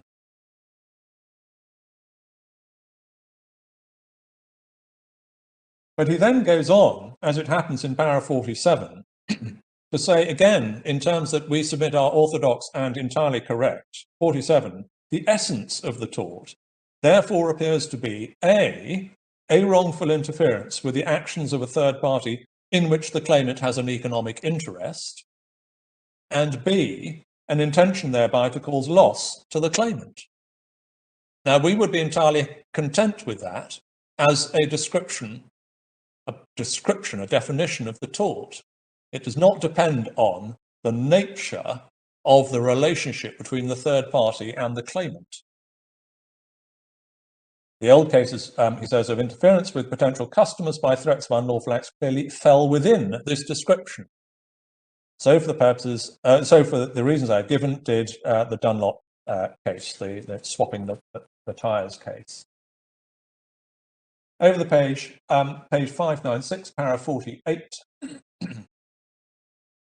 we again have the last 3 lines of para 48, another entirely orthodox description of the tort. In principle, the case is established that intentionally causing someone loss by interfering with the liberty of action of a third party and breach of a contract with him is unlawful. In my opinion, and subject to one qualification, acts against a third party count as unlawful means only if they are actionable by that third party. The qualification is that they will also be unlawful means if the only reason why they are not actionable is because the third party has suffered no loss. So that's the dividing line between him and Lord Nichols, the actionability requirement.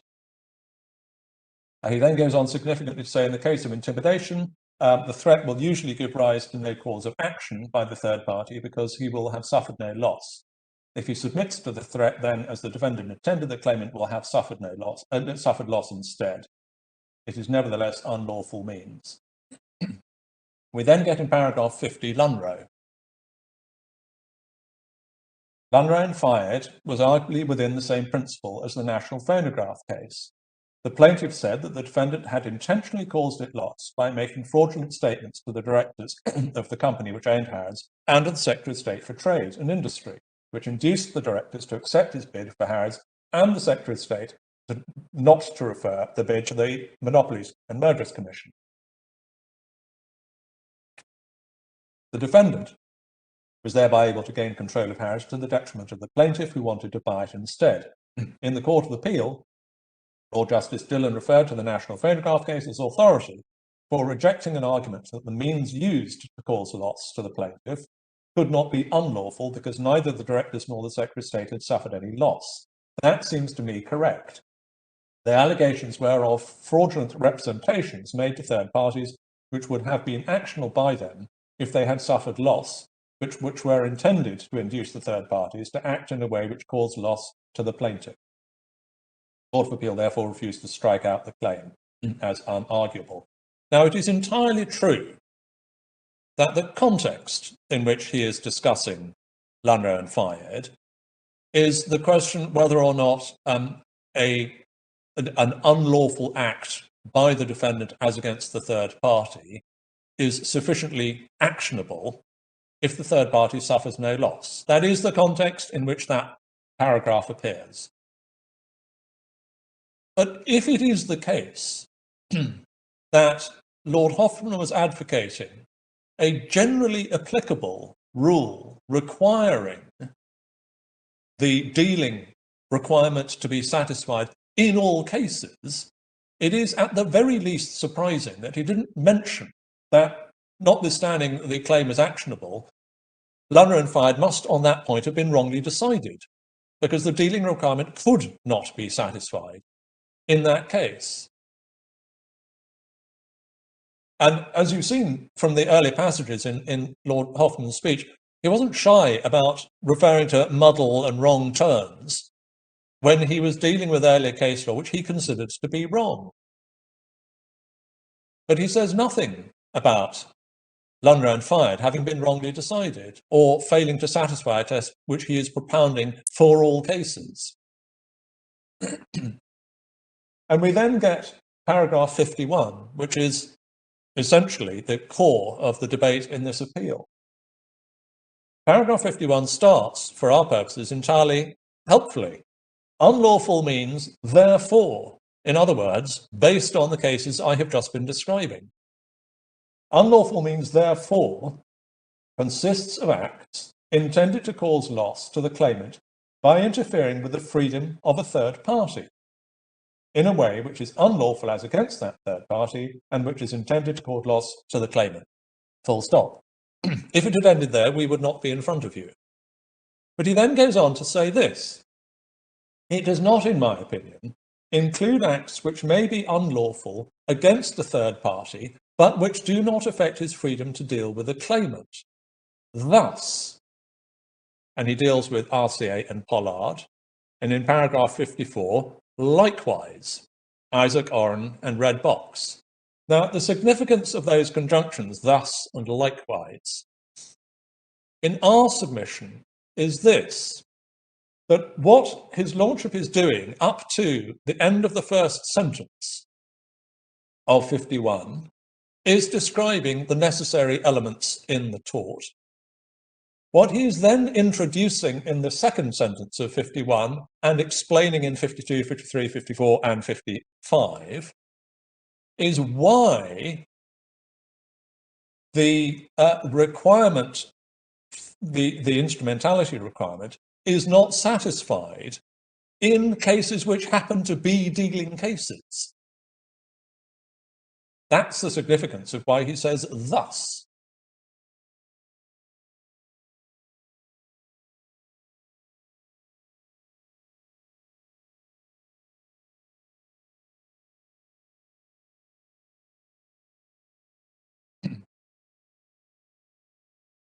Significantly, if we just go on, all of this is worth, obviously, very careful review, but I don't have time to deal with each paragraph, but that is essentially the heart of it.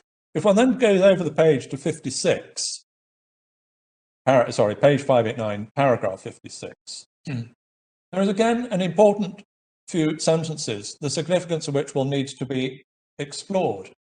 He says in 56, your lordships were not referred to any authority in which the tort of causing loss by unlawful means has been extended beyond the description given by Lord Watson in Allen and Flood and Lord Lindley in Quinn and Leatham, nor do I think it should be.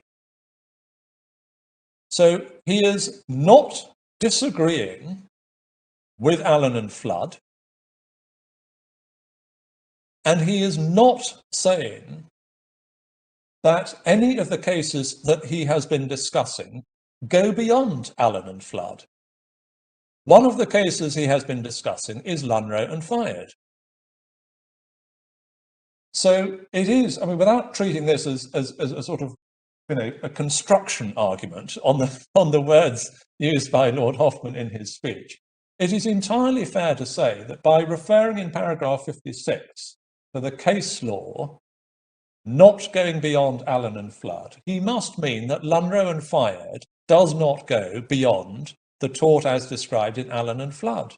And in our submission, that is right, because Allen and Flood defines the tort not by reference to any dealing requirement, confining the application of the tort to particular factual situations where the third party and the claimant happen to have commercial relations. It is a tort which is defined by reference to instrumentality, actionability, and intention to cause harm. And he then goes on, it is important again for our purposes, in the same paragraph, having cited Allen and Flood, Quinn and Leatham, and Mogul Steamship. He then says, in my opinion, the courts should be similarly cautious in extending a tort which was designed only to enforce basic standards of civilized behavior in economic competition between traders or between employers and labor. Now, if the object of the tort is to enforce basic standards of civilized behavior in economic competition, one might ask why the tort should not be available in relation to deceit practiced by a trader with a view to extracting monopolistic prices from effectively the only, or certainly the largest customer in the jurisdiction, and shutting out competition by a specious patent application. The contours of the tort we are seeking to take to trial here fall absolutely within the case law and within the rationale described by Lord Hoffman. Quickly then, to wrap up the rest of this, para 61 on the next page, I would only add one footnote to this discussion on unlawful means, in defining the tort of causing loss by unlawful means as a tort which requires interference with the actions of a third party in relation to the plaintiff. I do not intend to say anything about the question of whether a claimant who has been compelled by unlawful intimidation to act to his own detriment can sue for his loss. So again, we have another illustration in the speech of Lord Hoffman himself, where he describes the tort in what we describe as entirely orthodox and correct terms: interference with the actions of a third party in relation to the plaintiff, not trading, not only trading. My Lord Hodge. Yes. I just wonder, going back to paragraph 56 on page 598, where Lord Hoffman at letters C to D says that one must be cautious about extending a tort which was designed to enforce basic standards of civilized behavior in economic competition between traders or between employers and labor. I mean, is that consistent with the passage that you referred to in Allen and Flood by Lord Herschel, where he said that a claim by a property owner would be good? No, to that extent, it's not. No. I mean, he's clearly drawing back from some things, at least in Allen and Flood. Yeah. Yes. So yeah, absolutely. Thank you. Then, if we could just understand the rest of the judgment, which will be important for other aspects of the argument. If we just go on, please, to page 609. You'll see between G and H, he then turns to deal, having had this review of the law sort of slightly in the abstract, so to speak, he then actually turns to deal with the appeal in Douglas and Hello. And what he's in fact dealing with is the breach of confidence claim. So the whole of paragraphs 108 through to 128 is dealing with what is in fact in front of him and which determines the outcome of the appeal, namely whether or not the breach of confidence claim succeeds. OK Magazine does succeed. So we see that at page 614, paragraph 128. In light of these findings of fact, I would not disturb the judge's award. He then goes on to deal, insofar as he needs to, with the unlawful means tort. And this is important when one comes to consider what is in truth the ratio of this case, because the outcome has already just been determined. In my view, in view of my conclusion that OK was entitled to sue for breach of an obligation of confidentiality to itself, it's a little artificial to discuss the alternative claim on the footing that the obligation was owed solely to the Douglases. So he is upfront recognizing that he is essentially embarking on what is obiter consideration on a basis that he doesn't consider arises, and is indeed unnecessary because he's already upheld the ruling of the first instance judge in relation to the breach of confidence claim. I would have considerable difficulty, he goes on, in reconciling such hypothetical claim with RCA and Pollard and Isaac Oren. Neither Mr. Thorpe nor Hello did anything to interfere with the liberty of the Douglases to deal with OK or perform their obligations under their contract. All they did was to make OK's contractual rights less profitable than they would otherwise have been.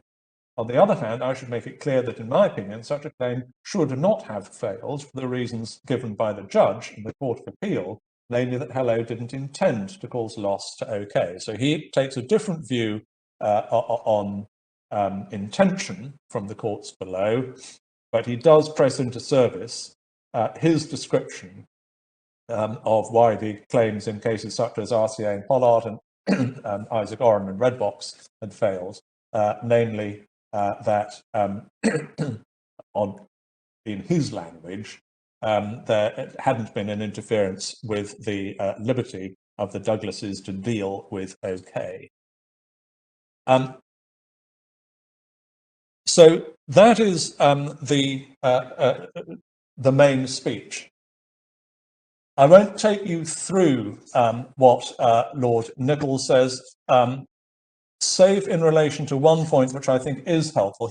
Lord Nichols' speech starts at page 616. Can I just draw your attention at 619 to paragraphs 153 and 154, because this is helpful when we step back from what is decided in OBG and Allen and consider, if it takes your fancy, what should the law be, and what the law should be will obviously be informed by your perception of what the rationale for this tort actually is. And Lord Nichols very helpfully in paragraphs 153 and 154 identifies, by reference to the disagreement about what unlawful means requires, he says these different views are founded on different perceptions of the rationale underlying the unlawful interference tort. On the wider interpretation of unlawful means, the rationale is that by this tort, the law seeks to curb clearly excessive conduct. The law seeks to provide a remedy for intentional economic harm caused by unacceptable means. The law regards all unlawful means as unacceptable in this context. On the narrower interpretation, this tort has a much more limited role. On this interpretation, the function of the tort of unlawful interference is a modest one. Its function is to provide a claimant with a remedy where intentional harm is inflicted indirectly as distinct from directly. If a defendant intentionally harms a claimant directly by committing an actionable wrong against him, his usual remedies are available to the claimant. The unlawful interference tort affords a claimant a like remedy if the defendant intentionally damages him by committing an actionable wrong against a third party. The defendant's civil liability is expanded thus far, but no further, in respect of damage intentionally caused by his conduct. So that we thought was just a helpful distillation in the sense of the competing rationales for the tort, which may inform your decision as to what the law ought to be, if you are, as I say, minded to seize that issue and decide for yourselves rather than simply working out what the majority in OBG and Allen thought. With that, I entirely recognise, and my learned friend will no doubt take you to Lord Walker, Lord Brown, and my Lord Sales. Yes, I just wondered whether there's a little bit more in paragraph 154 than you say, because isn't this Lord Nichols giving his characterisation of the main point of difference between himself and Lord Hoffman? Yes. And he's in his characterisation doesn't base it in terms of the interest of the claimant which is being interfered with. So Lord Nichols, in understanding what the debate was in the House of Lords in OBG, seems to think that it was of the character that you were introducing in your introductory remarks. Yeah. Yes. I entirely accept that, my lord. Yes. All right. I just then want to step back from OBG and summarise. As I say, we accept that Lord Brown, Lord Walker, and Baroness Hale say that they are accepting the dealing requirement. Those words are on the page. I can't get away from that. The significance of those words I'll come to in a moment, but we don't need to dwell on them just for the purpose of recognising that. So just to sort of try and wrap up where we've got to with the decision in that case, we would simply offer these observations. As I said in opening, first of all, there was no need for the House of Lords in that case to express a view on whether the dealing requirement was a requirement in the generality of cases. It is, as any decision, a decision on the facts of the case in hand, as to what was necessary to dispose of that appeal.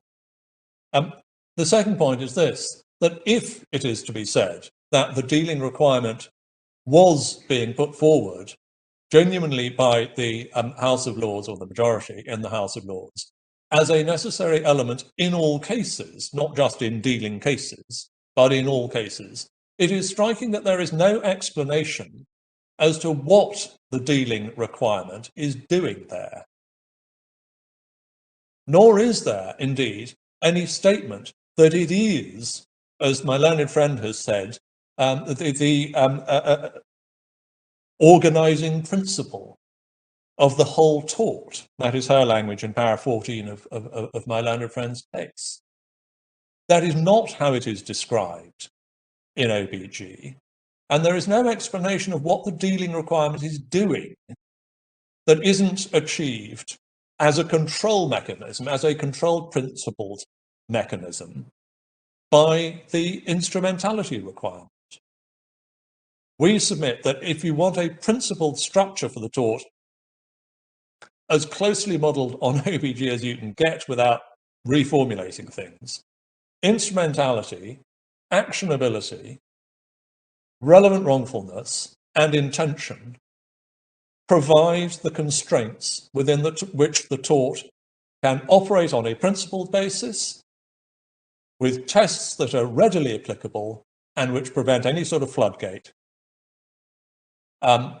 It is entirely unclear what the dealing requirement does, other than simply arbitrarily to disallow the claim in certain factual situations. And that, in our submission, is not a principled approach to the development of the common law.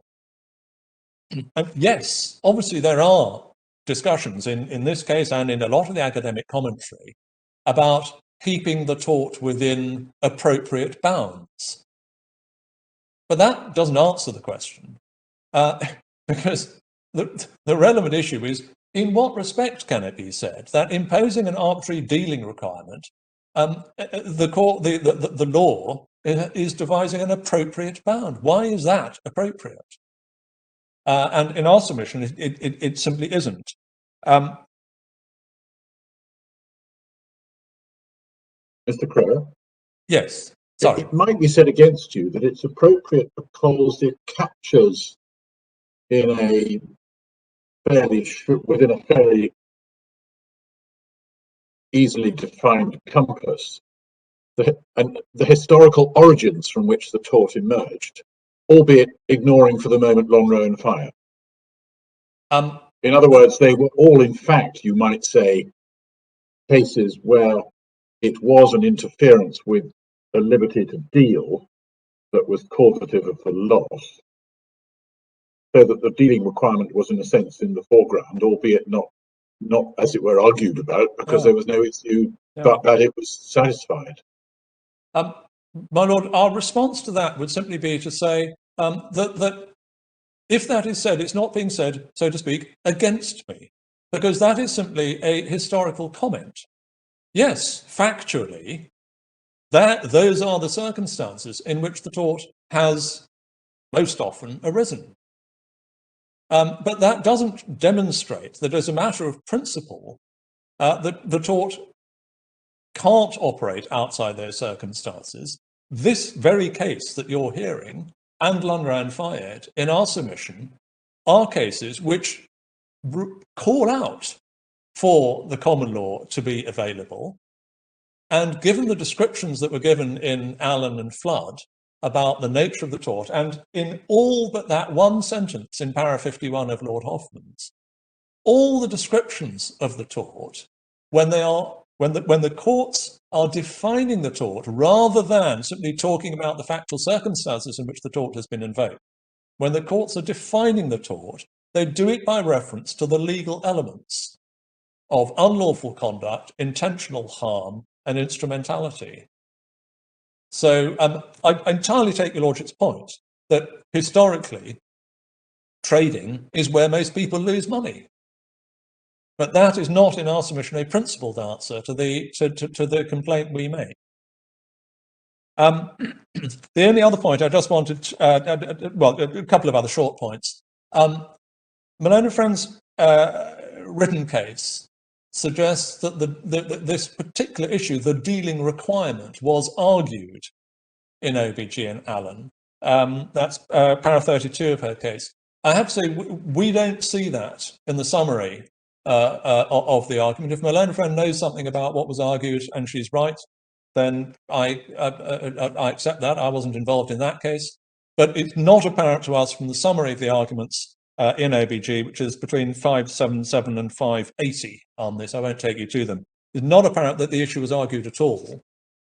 As I say, there are repeated references in Lord Hoffman's speech to the more general and in our submission correct description of the tort, and his single reference to the dealing requirement, as we would say, is prefatory to his description of why the instrumentality requirement was not satisfied in cases that happened to be dealing cases. And so with that combination of factors, can I then turn specifically, and I have, by taking you through those cases in considerable detail, we've done quite a lot of spade work in relation to the actual grounds of appeal already, so I can move a little faster. The first ground of appeal is to identify whether or not the dealing requirement should be regarded as part of the ratio of OBG and Allen, in the sense of asking this question: does OBG and Allen properly stand as authority for the proposition that a dealing requirement is a necessary element in all cases of unlawful means tort, i.e. including any fact pattern different from and not considered by OBG and Allen? Is OBG and Allen laying down essentially a sort of mini codification of what the tort must always contain? So far as that is concerned, as I say, we simply point out that on the facts of the Hallow and Douglas case, the Douglases and OK Magazine did have trading relations. They had a contract in relation to the publication of the photographs of the wedding. And their actions and whether or not they could perform those contractual obligations were, in a sense, trading relations. The unlawful means in that case could not be made out, because in that case, Hallow's conduct, the defendant's conduct, simply had not interfered with the actions of the Douglases. And that is essentially a failure to satisfy the instrumentality requirement.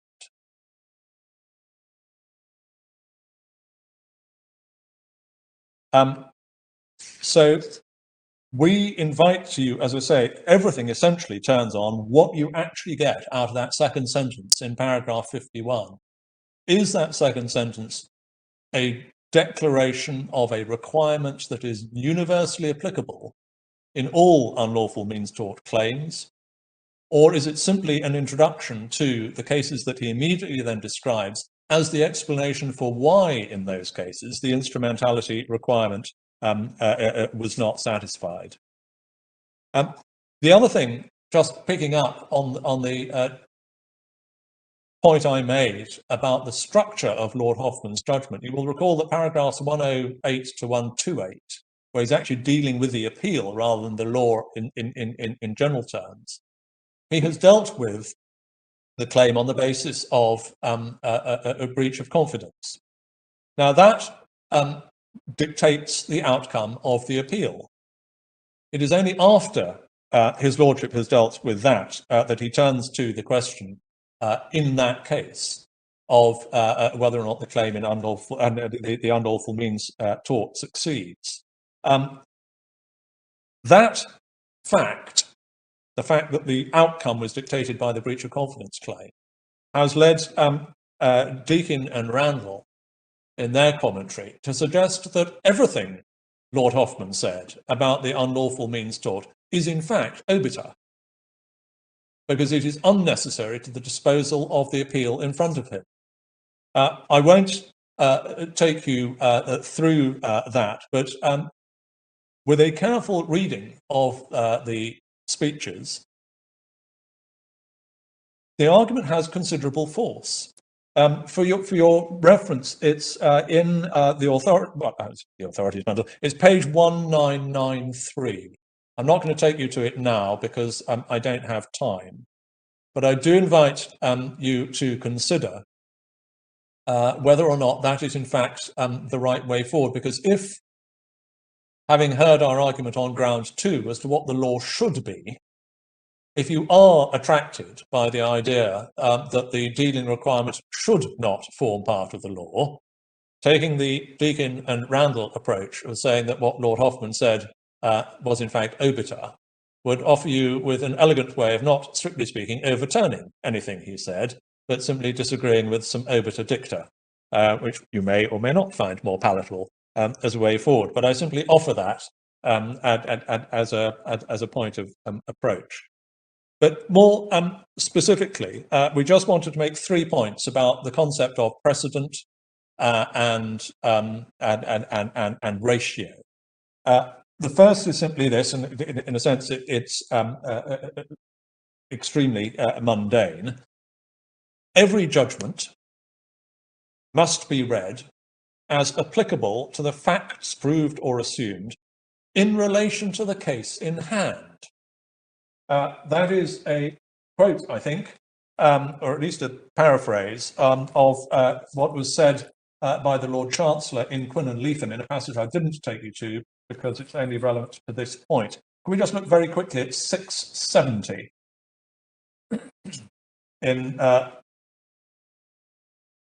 Lord Halsbury's speech?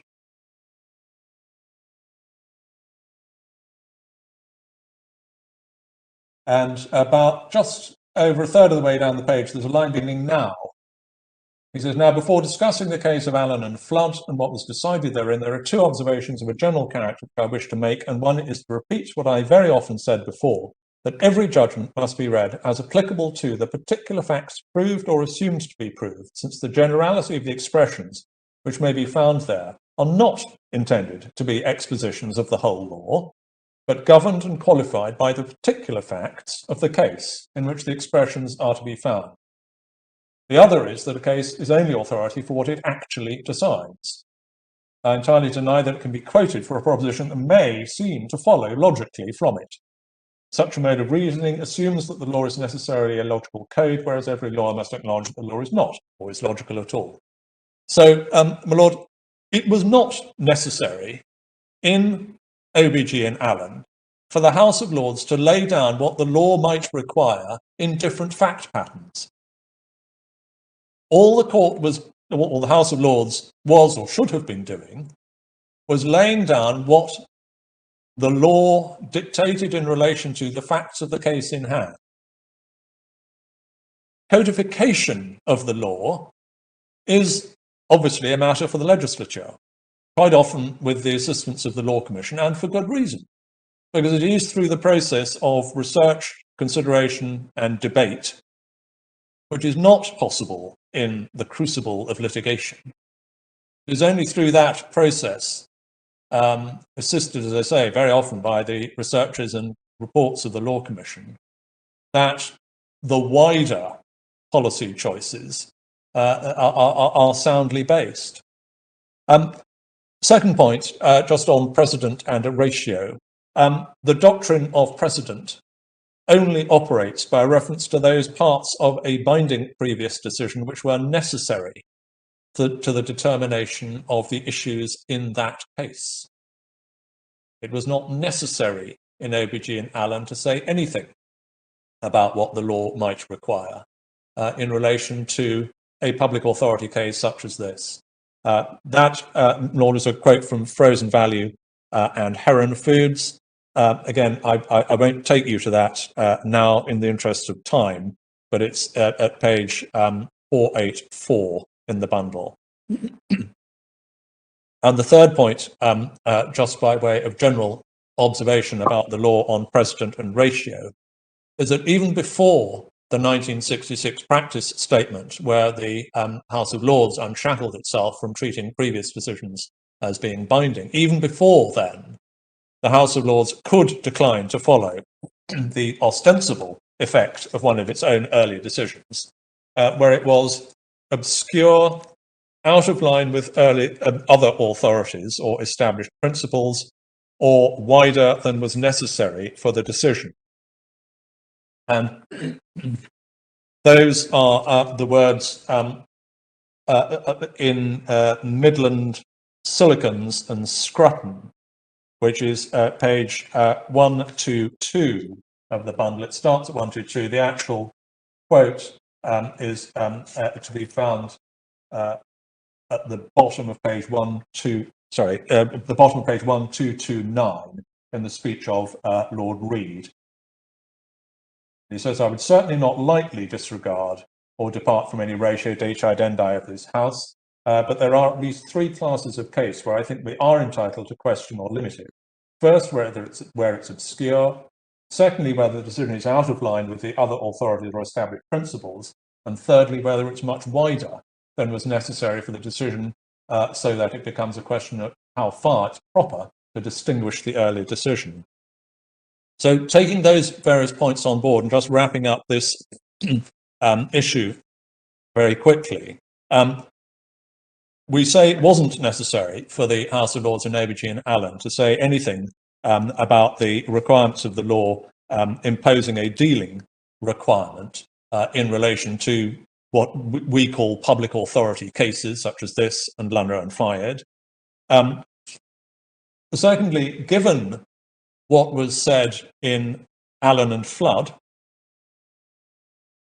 our submission, and given the approval of Allen and Flood in OBG and Allen, one might say either it is obscure whether the House of Lords in OBG and Allen was genuinely saying that this dealing requirement is applicable in all cases, or if that is what they were saying, that is not consistent with earlier authority. It is not consistent with Allen and Flood, and it is striking with respect that the passages that I've taken you to in Allen and Flood are simply not quoted in OBG and Allen.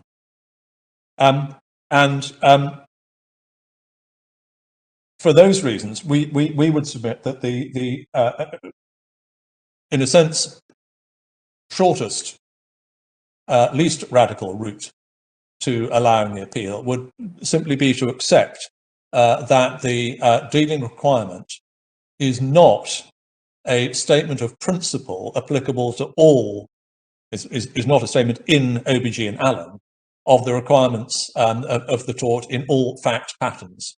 Because if that's what the House of Lords thought it was saying, it was overreaching itself. And in our submission, properly analysed, that doesn't form part of the ratio. I'm conscious of the time, and if convenient, I was about to turn to a slightly different topic. And would that be a good moment to break, my lords? Yes, it would, Mr. Crowe, thank you. We'll adjourn now and resume at 2 o'clock.